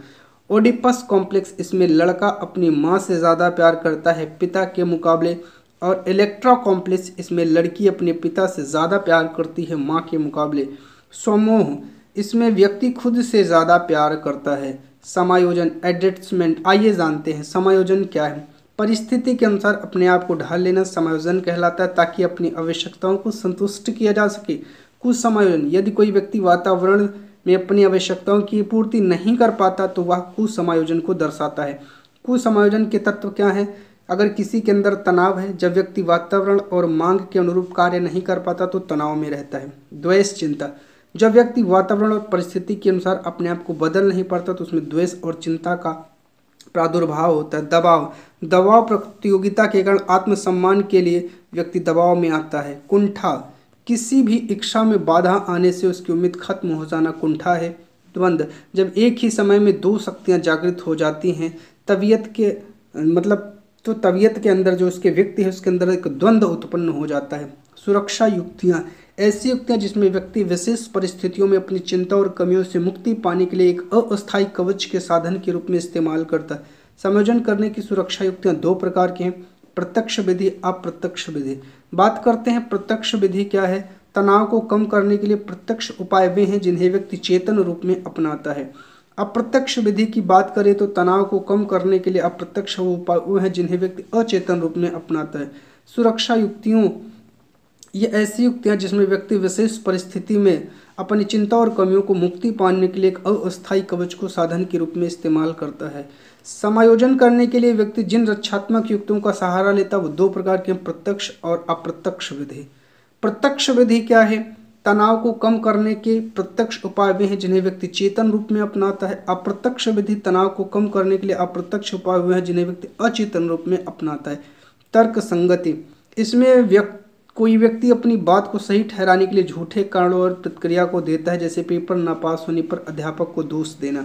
दमन, इसमें व्यक्ति कष्टदायक या विचार भावना अचेतन मन में चली जाती हैं। शमन, जब व्यक्ति की कोई इच्छा पूरी नहीं होती तो वह फोर्सफुली उस इच्छा को भुला देता है। क्षतिपूर्ति, इसमें व्यक्ति एक क्षेत्र की कमियों या असफलताओं को दूसरे क्षेत्र में पूरा करने का प्रयास करता है। कम लंबाई वाली लड़की ऊंची हिल की सैंडल पहनकर अपने आप को लोगों के बराबर लाने का प्रयास करती है। आत्मीकरण या तदात्मीकरण, इसमें व्यक्ति किसी एक दूसरे व्यक्तित्व से प्रभावित होकर खुद को उसके व्यक्तित्व में ढालने का प्रयास करते हैं, जैसे सलमान खान को देखकर उनके जैसे बॉडी बनाना शुरू कर देना। प्रतिस्थापन, जब व्यक्ति अपने संवेग, विचार और इच्छाओं को व्यक्त करने में असमर्थ होता है तो वह किसी अन्य पर अपनी भावना अभिव्यक्त करके समायोजन स्थापित करता है। ऑफिस में बॉस की डांट पड़ने पर घर आकर बच्चों को गुस्सा निकालना। प्रतिगमन, जब किसी व्यक्ति को कोई तनाव होता है तो वह उसे बचने के लिए पास्ट में चला जाता है, जैसे गुस्सा आने पर बच्चों की तरह चिल्लाना और तोड़ फोड़ करना। बात करते हैं उदात्तीकरण। इसमें व्यक्ति अपनी अनैतिक इच्छाओं, प्रेरणाओं और संतुष्टि समाज के स्वीकृत उद्देश्य के अनुसार करता है। बचपन में गुस्सैल बच्चे का बड़ा होकर बॉक्सर बन जाना। आकलन और मूल्यांकन, असेसमेंट और इवोल्यूशन।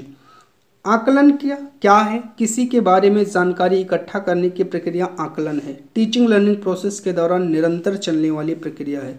आकलन अधिगम को इम्प्रूव करने का एक तरीका है और आकलन का प्राइमरी ऑब्जेक्ट यह है कि कॉन्सेप्ट से संबंधित जो भी कन्फ्यूजन बच्चों को हो उसे समझाना चाहिए। आकलन दो है, रचनात्मक और योगात्मक, फॉर्मेटिव और समेटिव। रचनात्मक आकलन फॉर्मेटिव, पढ़ाने के दौरान किया गया आकलन। रचनात्मक आकलन, यह बच्चों के बारे में जानने का सबसे बेस्ट तरीका है।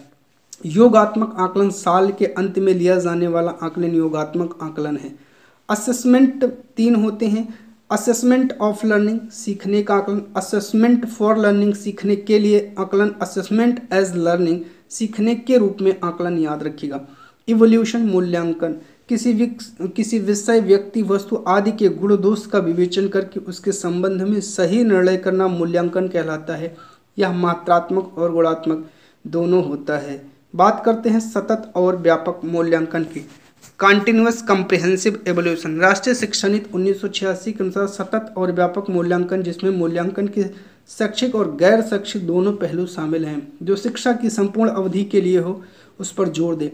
CC इसीलिए ज़रूरी है ताकि जल्दी जल्दी होने वाली गलतियों की जगह कम अंतराल पर होने वाली गलतियों को सुधारा जाए। बात करते हैं स्कूल बेस्ड असेसमेंट, SBA। इसमें टीचर बाहरी पेपरों की जगह खुद ही उनकी क्षमताओं को बेहतर बनाता है। गत्यात्मक मूल्यांकन, यह बच्चों की विशिष्ट अधिगम आवश्यकताओं को समझने में सहायता करता है। मूल्यांकन की विशेषताएं क्या होना चाहिए? वैधता होनी चाहिए। वैध मूल्यांकन वह होता है जो वास्तव में उसी बात का परीक्षण करे जिसके बारे में वह जानना चाहता है। विश्वसनीयता, विभिन्न परंतु एक जैसी परिस्थितियों में किसी प्रश्न परीक्षा का उत्तर पूर्णतः एक ही प्रकार का होगा तो मापन विश्वसनीयता कहलाएगा। व्यवहारिकता, मूल्यांकन की प्रक्रिया लागत, समय और प्रयोग सरलता की दृष्टि से वास्तविक, व्यवहारिक और कुशल होने चाहिए। वस्तुनिष्ठता, जिस मूल्यांकन में एक ही उत्तर हो और परीक्षा का प्रभाव ना पड़ता हो। व्यापकता, इसमें सारे गुणों का मापन होता है। पोर्टफोलियो क्या है, आइए जानते हैं। पोर्टफोलियो एक प्रकार की फाइल है जिसमें किसी बच्चे के एक निश्चित अवधि में किए गए कामों का संग्रह होता है। इसमें बच्चे की उपलब्धि, प्रगति और कमियों को रखा जाता है। पोर्टफोलियो से बच्चे की महत्वपूर्ण जानकारियां मिलती हैं, जैसे व्यक्तिगत, पारिवारिक, शैक्षणिक, सह शैक्षणिक, सांस्कृतिक और सामाजिक जानकारी भी मिलती है। बच्चों के पोर्टफोलियो बनाने का उद्देश्य होता है कि इसकी सहायता से उनका मूल्यांकन करना आसान होता है। रिकॉर्ड, एक तो होता है एनेक्डोटल रिकॉर्ड, ठीक है। इसमें बच्चे के सभी तरह के रिकॉर्ड रखे जाते हैं, जैसे बिहेवियर, स्किल और एटीट्यूड। एक हो कम्युलेटिव रिकॉर्ड, इसमें बच्चों की क्लास से संबंधित रिकॉर्ड रखे जाते हैं, जैसे एकेडमिक, अटेंडेंस, अचीवमेंट्स, याद रखिएगा। शिक्षण की विधियाँ, मेथड ऑफ टीचिंग। एक तो है समस्या समाधान विधि, इसमें स्टूडेंट को प्रॉब्लम दी जाती है जिसका समाधान स्टूडेंट खोजते और नॉलेज लेते हैं। समस्या समाधान में एक हिंट दिया जाता है। इसके स्टेप, समस्या को चुनना, समस्या के कारण का पता लगाना, समस्या से रिलेटेड इन्फॉर्मेशन है उनको जानना, समस्या का समाधान, समाधान का व्यवहारिक प्रयोग। कुछ विधियां हैं, जैसे आगमन विधि है, इंडक्टिव मेथड। इस विधि में सीखे गए अनुभव, उदाहरण, प्रयोग का अध्ययन करके नियम निकाले जाते हैं। या शिक्षण विधि छात्र केंद्रित विधि है जो विद्यार्थियों को करके सीखने पर बल देती है। इस विधि में तर्क करते हुए क्या करना है, उदाहरण से नियम की ओर, स्थूल से सूक्ष्म की ओर, विशिष्ट से सामान्य की ओर, ज्ञात से अज्ञात की ओर, मूर्त से अमूर्त की ओर, प्रत्यक्ष से प्रमाण की ओर बढ़ते हैं। निगमन विधि, डिडक्टिव मेथड। इस विधि में सर्वप्रथम विद्यार्थियों को नियमों का ज्ञान दिया जाता है, इसके पश्चात उदाहरण देकर उन नियमों को समझाया जाता है। यह विधि एक शिक्षक केंद्रित विधि है, इसमें शिक्षक ही सारे नियम सिखाते हैं। जैसे इस विधि में क्या है तो जानिएगा, प्रमाण से प्रत्यक्ष की ओर, स्थूल सूक्ष्म से स्थूल की ओर, सामान्य से विशिष्ट की ओर, अज्ञात से ज्ञात की ओर, नियम से उदाहरण की ओर। समस्या समाधान विधि, इसमें स्टूडेंट को एक प्रॉब्लम दी जाती, इसी का रिपीटेशन हो गया है नोट्स में, तो आप लोग थोड़ा सा देख लीजिएगा, मैंने इसको बता दिया है, ठीक है। चलिए, कुछ विधियां हैं, इनको जान लेते हैं। चलिए बात करते हैं प्रोजेक्ट विधि क्या है। चलिए, इस विधि के प्रवर्तक किलपैट्रिक हैं। यह विधि अनुभव केंद्रित होती है, बालकों के सामाजिकरण पर विशेष बल देती। इस विधि में विद्यार्थी स्वतंत्र रूप से कार्य करता है एवं अपनी समस्याओं का हल अपने स्वयं के विचारों के आधार पर करता है। यह विधि वास्तविकता के सिद्धांत पर कार्य करती है। प्रत्यक्ष विधि क्या है? इस विधि में बालक को बिना व्याकरण के नियमों का ज्ञान कराए भाषा सिखाई जाती है। भाषा है, इस विधि में बालक की जो मातृभाषा होती है उसे बिना मध्यस्थता बनाए अन्य भाषा सिखाई जाती है, अर्थात मातृभाषा की सहायता नहीं लेकर विद्यार्थी को सीधे बार बार मौखिक व लिखित अभ्यास द्वारा नई भाषा सिखाई जाती है। इसमें क्षेत्रीय भाषा का भी प्रयोग नहीं होता है। इस विधि में वार्तालाप के माध्यम से अधिक सीखने पर बल दिया जाता है, जिससे वह प्राकृतिक रूप से सीख सकता है। विश्लेषण विधि क्या है? इस विधि में समस्या को छोटे छोटे भागों में बांटकर उनका अध्ययन व समीक्षा करते हुए उसका हल निकालते हैं। संश्लेषण विधि, विश्लेषण तथा संश्लेषण विधि एक दूसरे के पूरक हैं। विश्लेषण कर लेने के पश्चात ही संश्लेषण का कार्य होता है। इस विधि में किसी समस्या को छोटे छोटे भागों को जोड़ते हुए समस्या का हल निकाला जाता है। इस विधि का प्रयोग ज्यामितीय में ज़्यादा किया जाता है। बात करते हैं अनुकरण विधि। इस विधि में बालक अनुकरण करके सीखता है। इस विधि को अनुकरण विधि कहा जाता है। इस विधि में बालक शिक्षक का अनुकरण करके लिखना, पढ़ना, नवीन रचना करना सीखता है। इस विधि के अंतर्गत बालक शिक्षक के उच्चारण को सुनकर वाचन करना सीखते हैं। पहले शिक्षक बोलता है, फिर बच्चे उसका अनुसरण करते हैं। इस विधि के आधार पर शुद्ध उच्चारण को ही भाषा शिक्षक का सर्वश्रेष्ठ गुण माना जाता है। व्याख्यान विधि, व्याख्यान विधि में किसी तथ्य की व्याख्या की जाती है। व्याख्यान विधि को शिक्षण की सबसे प्राचीन विधि कहा जाता है। इस विधि में शिक्षक की भूमिका प्रमुख है, इसलिए इसे शिक्षक केंद्रित विधि कहा जाता है। यह विधि स्मृति स्तर का शिक्षण अधिगम कराती है। सामाजिक विज्ञान में व्याख्यान विधि का प्रयोग सबसे अधिक होता है। व्याख्यान शिक्षण विधि में पाठ्य वस्तु एवं विषय वस्तु के प्रस्तुतिकरण पर अधिक बल दिया जाता है। चॉकिंग क्या है? इसमें बच्चों को कॉन्सेप्ट टुकड़ों में तोड़कर समझाया जाता है। मोबाइल नंबर के 10 अंकों को संख्या 3-3 या 4-4 के समूह में याद करना। सामाजिकरण एक ऐसी प्रक्रिया है जिसमें मानव समाज द्वारा सीखता है और पूरे जीवन तक निरंतर चलती है, जो प्रत्यक्ष और अप्रत्यक्ष दोनों रूप से होता है। सामाजिकरण की इकाइयाँ क्या हैं? तो 2 तरह की एजेंसियां काम करती हैं। सक्रिय एजेंसी, जिसमें बच्चे पर सीधा प्रभाव पड़ता है, परिवार, दोस्त, पड़ोस, रिश्तेदार, स्वास्थ्य, क्लब, स्कूल, इनका। और जो दूसरी है जिसे निष्क्रिय एजेंसी कहा जाता है, पुलिस स्टेशन, सार्वजनिक पुस्तकालय, रेलवे स्टेशन, एयरपोर्ट आदि। सामाजिकरण की इकाइयाँ परिवार, फैमिली। सामाजिकरण का आरंभ परिवार से होता है और यह पहली इकाई है। दूसरे पर school, teacher, game, mobile, media, धार्मिक संस्थाएं, सोशलाइजेशन सेकेंडरी एजेंसीज हैं। बात करते हैं अनुवांशिकता और वंशक्रम और वातावरण। चलिए, हेरिडिटी क्या है? जब आनुवांशिक गुण आँख, नाक, रंग, चिंतन, लंबाई, बुद्धि आदि एक पीढ़ी से दूसरी पीढ़ी में ट्रांसफर होते हैं तो उसे अनुवांशिकता या वंशानुक्रम कहते हैं। इन्वायरमेंट, इसमें अभिप्राय हमारे चारों तरफ का माहौल, जैसे घर, स्कूल, परिवार, पड़ोस, भोजन। विकास बराबर development equal heredity and environment. मानव विकास में दोनों का बहुत ही महत्वपूर्ण योगदान है। लिंग निर्धारण, अगर एक्स अक्ष है तो लड़का होगा, एक्स वाई है तो लड़का होगा, एक्स अक्ष है तो लड़की होगी। हमारे शरीर में 2 तरह के 6 क्रोमोसोम होते हैं, एक्स और वाई, याद रखिएगा। कुछ महत्वपूर्ण सिद्धांत हैं, जैसे प्रत्यागमन का सिद्धांत, विपरीत गुणों का उत्पन्न होना, यानी तेज बुद्धि वाले माँ बाप से कम बुद्धि वाले बच्चे का पैदा होना, कम बुद्धि वाले माँ बाप से तेज बुद्धि वाले बच्चे का पैदा होना। गाल्टन का सिद्धांत, इसके अनुसार जब बच्चे में गुण पिछली पीढ़ी से ट्रांसफर होते हैं, जैसे दादा दादी से, तो गाल्टन का सिद्धांत जीव गणना सिद्धांत कहलाता है। बीजमैन का सिद्धांत, इसके अनुसार माता पिता से प्राप्त बीज कोष कभी खत्म नहीं होता, या एक पीढ़ी से दूसरी पीढ़ी में निरंतर चलता रहता है। ग्रेगर जॉन मेंडल की बात करते हैं, इन्हें आनुवांशिकता का जनक कहा जाता है। इन्होंने मटर के दानों पर प्रयोग करके आनुवांशिकता के नियम निर्धारित किए। बात करते हैं संज्ञान क्या है? इसका मतलब सूचनाओं का ग्रहण करना। मनुष्य जिस वातावरण में रहता है उसमें वस्तुओं, व्यक्तियों, घटनाओं आदि के प्रति जो अवधारणा बना लेता है उसे ही संज्ञान कहते हैं। संज्ञान के अंदर बहुत सी मानसिक क्रियाएं आती हैं, जैसे कल्पना, चिंतन और तर्क। संज्ञानात्मक विकास के चरण की बात करते हैं तो सबसे पहले आपका आता है अवधान। संज्ञान का प्रयोग करते समय बच्चा पहले अवधान करता है। नंबर 2 है स्मृति। जब बच्चा अपने वातावरण के चारों ओर चीज़ों का अवधान कर लेता है तो वह उनमें संबंधित सूचनाओं को अपने दिमाग में इकट्ठा कर लेता है। इसके बाद आता है मेटाकॉग्निशन। इसमें सूचनाओं को वर्गीकरण करके सही समय पर सूचनाओं को प्रस्तुत किया जाता है। मेटाकॉग्निशन में बच्चों को उनके सीखने का स्वयं मूल्यांकन करने और उनकी समझ को जांच में हेल्प करता है। मन चित्रण, माइंड मैपिंग क्या है? इसके द्वारा हम सूचनाओं को अपने संज्ञान में चित्र बनाते हैं। इस मन की क्रियाशीलता का अनुसंधान भी कहते हैं, क्योंकि इसमें हम मन को क्रियाशील रखते हुए खोजबीन करते हैं। संवेग क्या है, आइए जानते हैं। ये वह स्थिति होती है जिसमें व्यक्ति उत्तेजित हो जाता है। इसे अलग अलग शारीरिक परिवर्तनों द्वारा पहचाना जा सकता है। ठीक है, चलिए संवेग के प्रकार की बात करते हैं। मैकडूगल को संवेग का जनक कहा जाता है और 14 प्रकार बताए हैं, जैसे मूल प्रवृत्ति संवेग, पलायन का भय, युयुत्सा का क्रोध।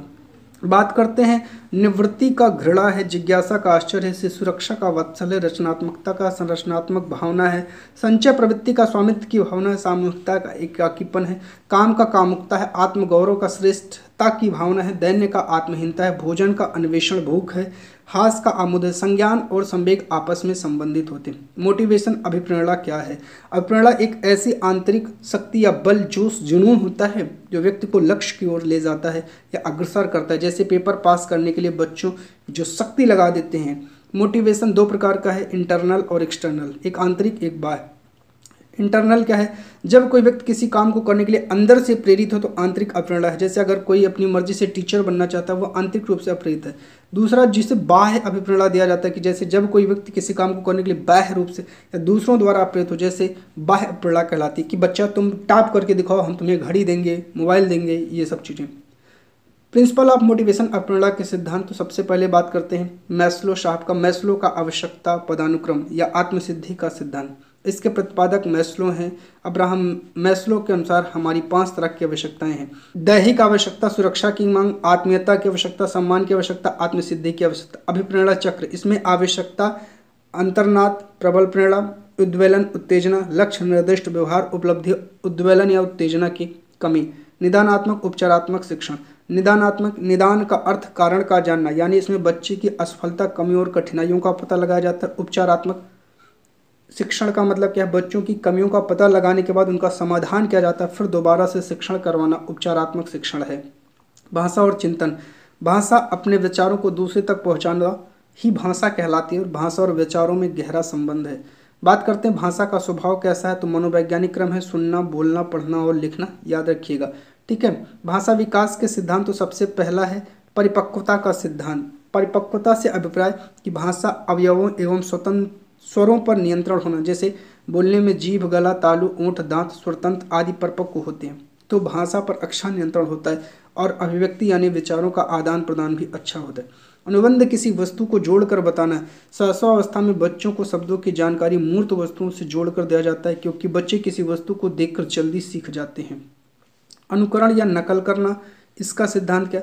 मनोवैज्ञानिकों के अनुसार बालक अपने परिजनों तथा साथियों की भाषा का अनुकरण करके सीखते। चिंतन, किसी भी समस्या समाधान करने के लिए हमारे मन में जो विचार उत्पन्न होते हैं वही विचार चिंतन कहलाते हैं। चिंतन का आरंभ समस्या उत्पन्न होने पर होता है और समस्या समाधान तक चलता रहता है। चिंतन के प्रकार, एक तो होता है स्वालीन, स्वयं में लीन, ऐसी कल्पना जिसमें व्यक्ति कोई जो है वास्तविक स्वरूप ना हो, स्वालीन चिंतन है यह चिंतन। दूसरा है यथार्थवादी चिंतन, यह चिंतन वास्तविकता से संबंधित है। टाइप्स ऑफ रियलिस्टिक थिंकिंग, यथार्थवादी चिंतन की कुछ रूप हैं, जैसे पहला है अभिसारी चिंतन।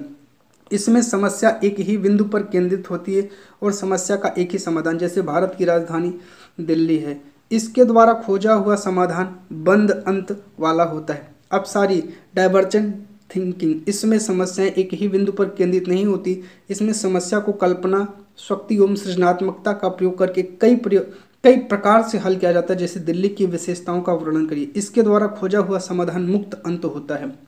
आलोचनात्मक चिंतन, गुण और दोष को देखते हुए बात को स्वीकार करना आलोचनात्मक चिंतन कहलाता है। चिंतन के सामान्य प्रकार, प्रत्यक्षात्मक चिंतन या मूर्त चिंतन या कंक्रीट थिंकिंग, जो चीज़ें दिखाई देती हैं उनके बारे में चिंतन करना प्रत्यक्षात्मक चिंतन कहलाता है, निम्न स्तर का होता है।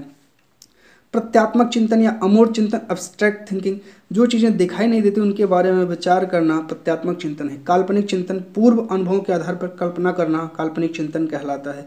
तार्किक चिंतन, किसी चीज़ या वस्तु के बारे में तर्क करना विचार करना तार्किक चिंतन के अंतर्गत आता है, यह सर्वोत्तम है।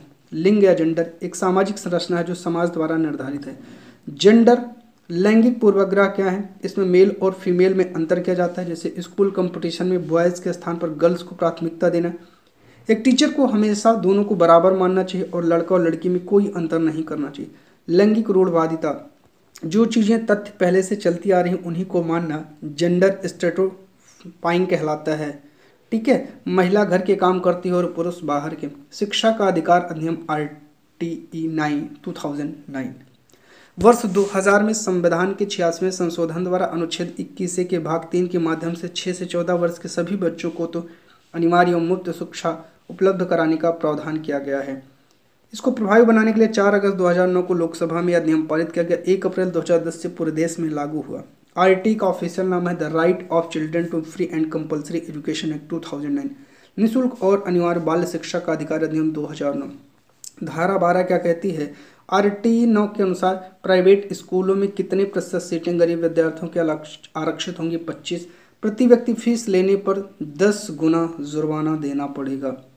अगला कह रहा है किसी बालक के पास जन्म प्रमाण पत्र न होने की स्थिति में विद्यालय से प्रवेश से इनकार नहीं किया जाएगा। अगला कह रहा है बच्चों के शैक्षणिक वर्ष में जो है प्रवेश दिया जाएगा। आगे बात करते हैं विद्यार्थियों को ना तो क्लास में फेल किया जाएगा और ना ही विद्यालय से निकाला जाएगा। बच्चों को शारीरिक दंड देना, प्रताड़ित करना मना है। शिक्षक के भी कुछ कर्तव्य हैं।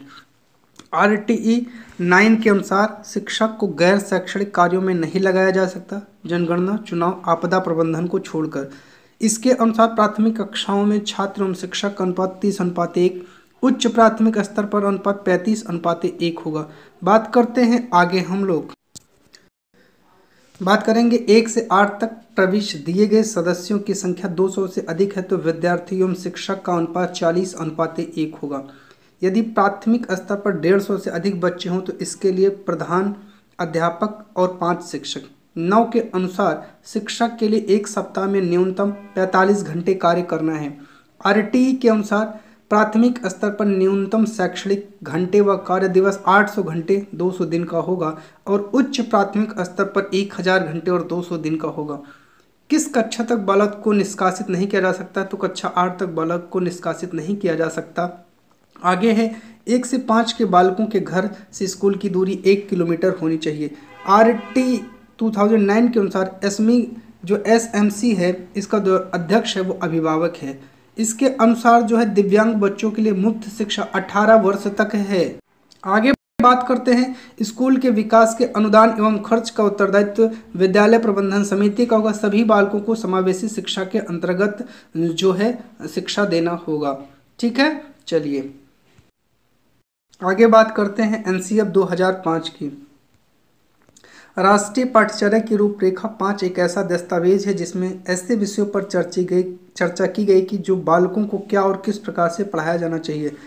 NCF 2005 के अनुसार पहला ये कहता है ज्ञान को स्कूल के बाहरी जीवन से जोड़िए, पढ़ाई को रटन प्रणाली से मुक्त करिए, पाठ्यचर्या पाठ्यपुस्तक केंद्रित नहीं हो, विद्यालय में दी जाने वाली शिक्षा विभिन्न प्रकार की गतिविधियों से जुड़ी, राष्ट्रीय मूल्यों के प्रति आस्थावान विद्यार्थी तैयार कीजिए। NCF 5 के सुझाव क्या हैं? बालक सक्रिय है, वह स्वयं से जाने और सीखे और नई नई चीज़ों को आजमाए, जोड़ तोड़ करें, गलतियां करें, स्वयं में सुधार करें। सीखना सक्रिय व सामाजिक गतिविधि है, सीखने में यांत्रिकता या बार बार नहीं होनी चाहिए। सीखने को डर और अनुशासन की जगह आनंद और संतोष से जोड़ा जाए। बालक को स्कूल, घर, समुदाय आदि सब जगह महत्वपूर्ण माना जाए। उसकी भाषा संस्कृति को सम्मान दिया जाए। प्राथमिक स्तर पर पाठ्यचर्या की सभी गतिविधि में भाषा व गणित का महत्वपूर्ण स्थान माना गया है। बहुभाषिकता कक्षा शिक्षण 3 भाषाओं सूत्र की जो है उसकी वकालत करता है। इसमें भाषा के 4 कौशल सुनना, बोलना, पढ़ना, लिखना इनकी बात है। किसी भी प्रकार की सूचनाओं को ज्ञान मानने से बचा जाए।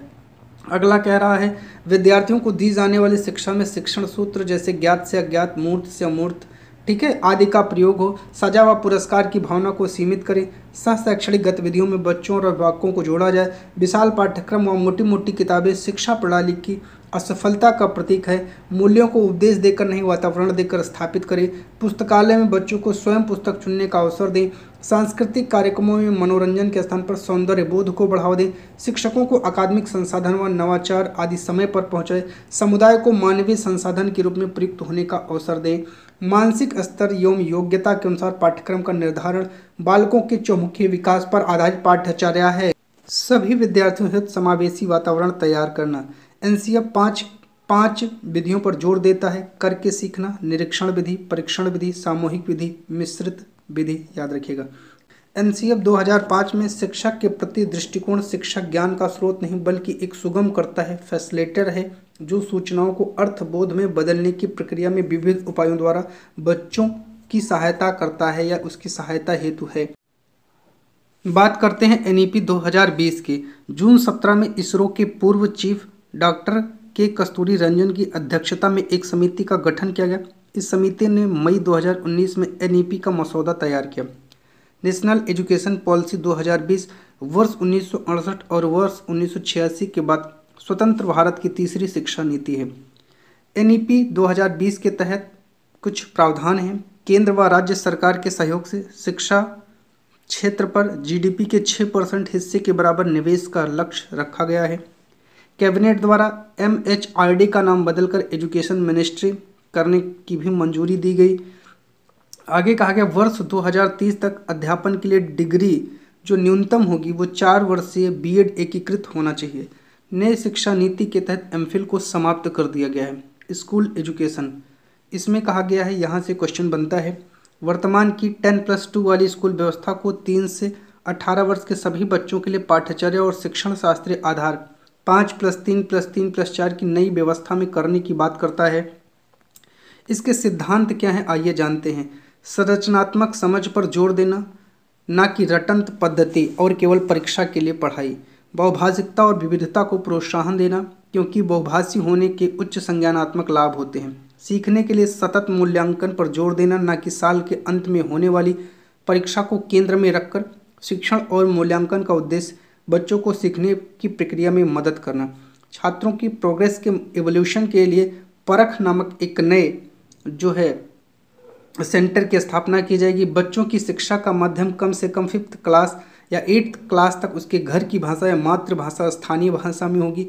राज्य विशेष रूप से भारत के अलग अलग राज्यों में 3 लैंग्वेज फार्मूला को अपनाए, लेकिन राज्य विशेष रूप से, ये वही लाइन फिर से आ गया है, लेकिन त्रिभाषा सूत्र के अंतर्गत एक विकल्प के रूप में दूसरी भाषाओं संस्कृत का भी अध्ययन कर सकते हैं।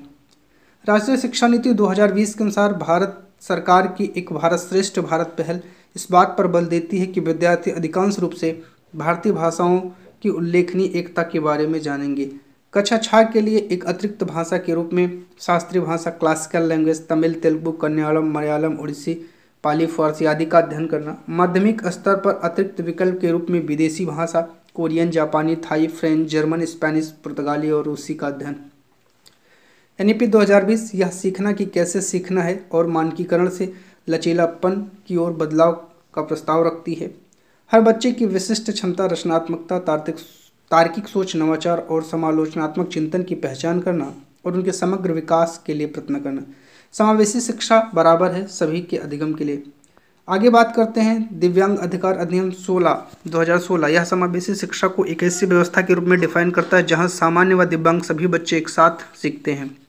एनईपी 2020 के अकॉर्डिंग दिव्यांग बच्चों के लिए एक उपयुक्त इमारती ढांचा, उपयुक्त तकनीकी सुविधा और प्रत्येक स्टूडेंट के लिए शिक्षा और निजी शिक्षक के प्रावधान बताया गया है। क्लास 6 से ही शैक्षणिक पाठ्यक्रम में व्यावसायिक शिक्षा को शामिल किया जाएगा। इससे इंटर्नशिप की व्यवस्था की जाएगी।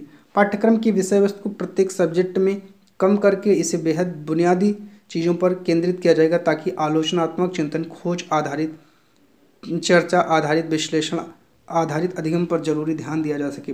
राष्ट्रीय पाठ्य पुस्तकें स्कूल के करिकुलम में कमी, लचीलापन और रट कर सीखने के बजाय रचनावादी सीखने के तरीके पर जोर देने के साथ साथ स्कूल की नेशनल टेक्स्ट बुक में भी बदलाव होने चाहिए। ECC early childhood care and education में मुख्य रूप से लचीली, बहुआयामी, खेल आधारित, गतिविधि आधारित, खोज आधारित, बहुस्तरीय शिक्षा को शामिल किया गया है। आगे बात करते हैं स्कूल तैयारी मॉडल। यह एक 3 महीने का प्ले आधारित मॉड्यूल है जो NCERT और SCERT द्वारा उन बच्चों के लिए बनाया जाएगा जो क्लास 1 में एडमिशन के कुछ ही हफ्तों बाद अपने सहपाठियों से बिछड़ जाते। एनईपी 2020 के अनुसार लर्निंग अधिगम प्रयोगात्मक होना चाहिए जिसे स्वयं करके सीखा और प्रत्येक सब्जेक्ट में कला और खेल को एकीकृत किया जाएगा। आगे बात करते हैं NCERT और SCERT के मार्गदर्शन में राज्य केंद्र शासित प्रदेश द्वारा सभी स्टूडेंट के स्कूल बेस्ड असेसमेंट के आधार पर तैयार होने वाले पेरेंट्स को दिए जाने वाले प्रोग्रेस कार्ड को पूरी तरह से नया स्वरूप दिया जाएगा। या प्रोग्रेस कार्ड एक समग्र 360 डिग्री बहुआयामी कार्ड होगा जिसमें सभी स्टूडेंट के संज्ञानात्मक, भावात्मक और फाइकोमोटर डोमेन, ठीक है, में विकास का बारीकी से किए गए विश्लेषण का विवरण, स्टूडेंट की विशेषताओं को भी समेट इसमें दिया जाएगा। टैग वर्ड्स की बात करते हैं। कुछ नेगेटिव टैग वर्ड्स हैं, पहले इनको जानते हैं, जैसे केवल, मात्र, सिर्फ, है।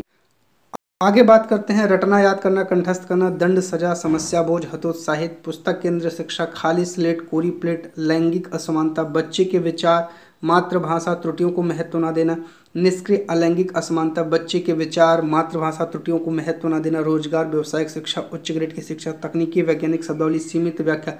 कुछ पॉजिटिव वर्ड हैं, सर्वांगीण विकास करके सीखना, हस्तपरक अनुभव, सम्मान, लगाव, प्रोत्साहन, जिज्ञासा, बाल केंद्रित, व्यवहारिक कुशलता, वास्तविक या दैनिक जीवन से जोड़ना, लोकतांत्रिक, प्रजातांत्रिक वातावरण, समावेशी कक्षा या शिक्षा, दृश्य और श्रव्य सामग्री, संसाधन, विभिन्न संदर्भों में भाषा प्रयोग, शिक्षण अधिगम सामग्री की बात कर, जिसे हम लोग TLM भी कहते हैं। शिक्षण प्रक्रिया को सरल, रोचक, आकर्षक बनाने के लिए जिन साधनों माध्यमों का प्रयोग किया जाता है उन्हें भाषा शिक्षण सहायक सामग्री कहते हैं।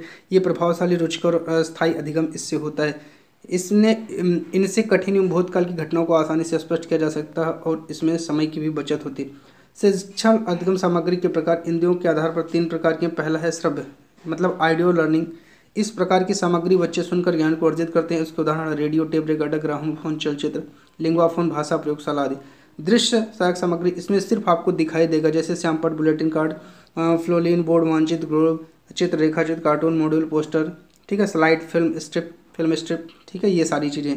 इसके बाद आपका श्रव्य सामग्री है जिसमें आप दृश्य और श्रव्य दोनों है, ठीक है। इस प्रकार की सामग्री बच्चे एक साथ सुनकर और देखकर ज्ञान अर्जित करते हैं, जैसे मोबाइल फोन, टेलीविजन, कंप्यूटर, चलचित्र, नाटक आदि।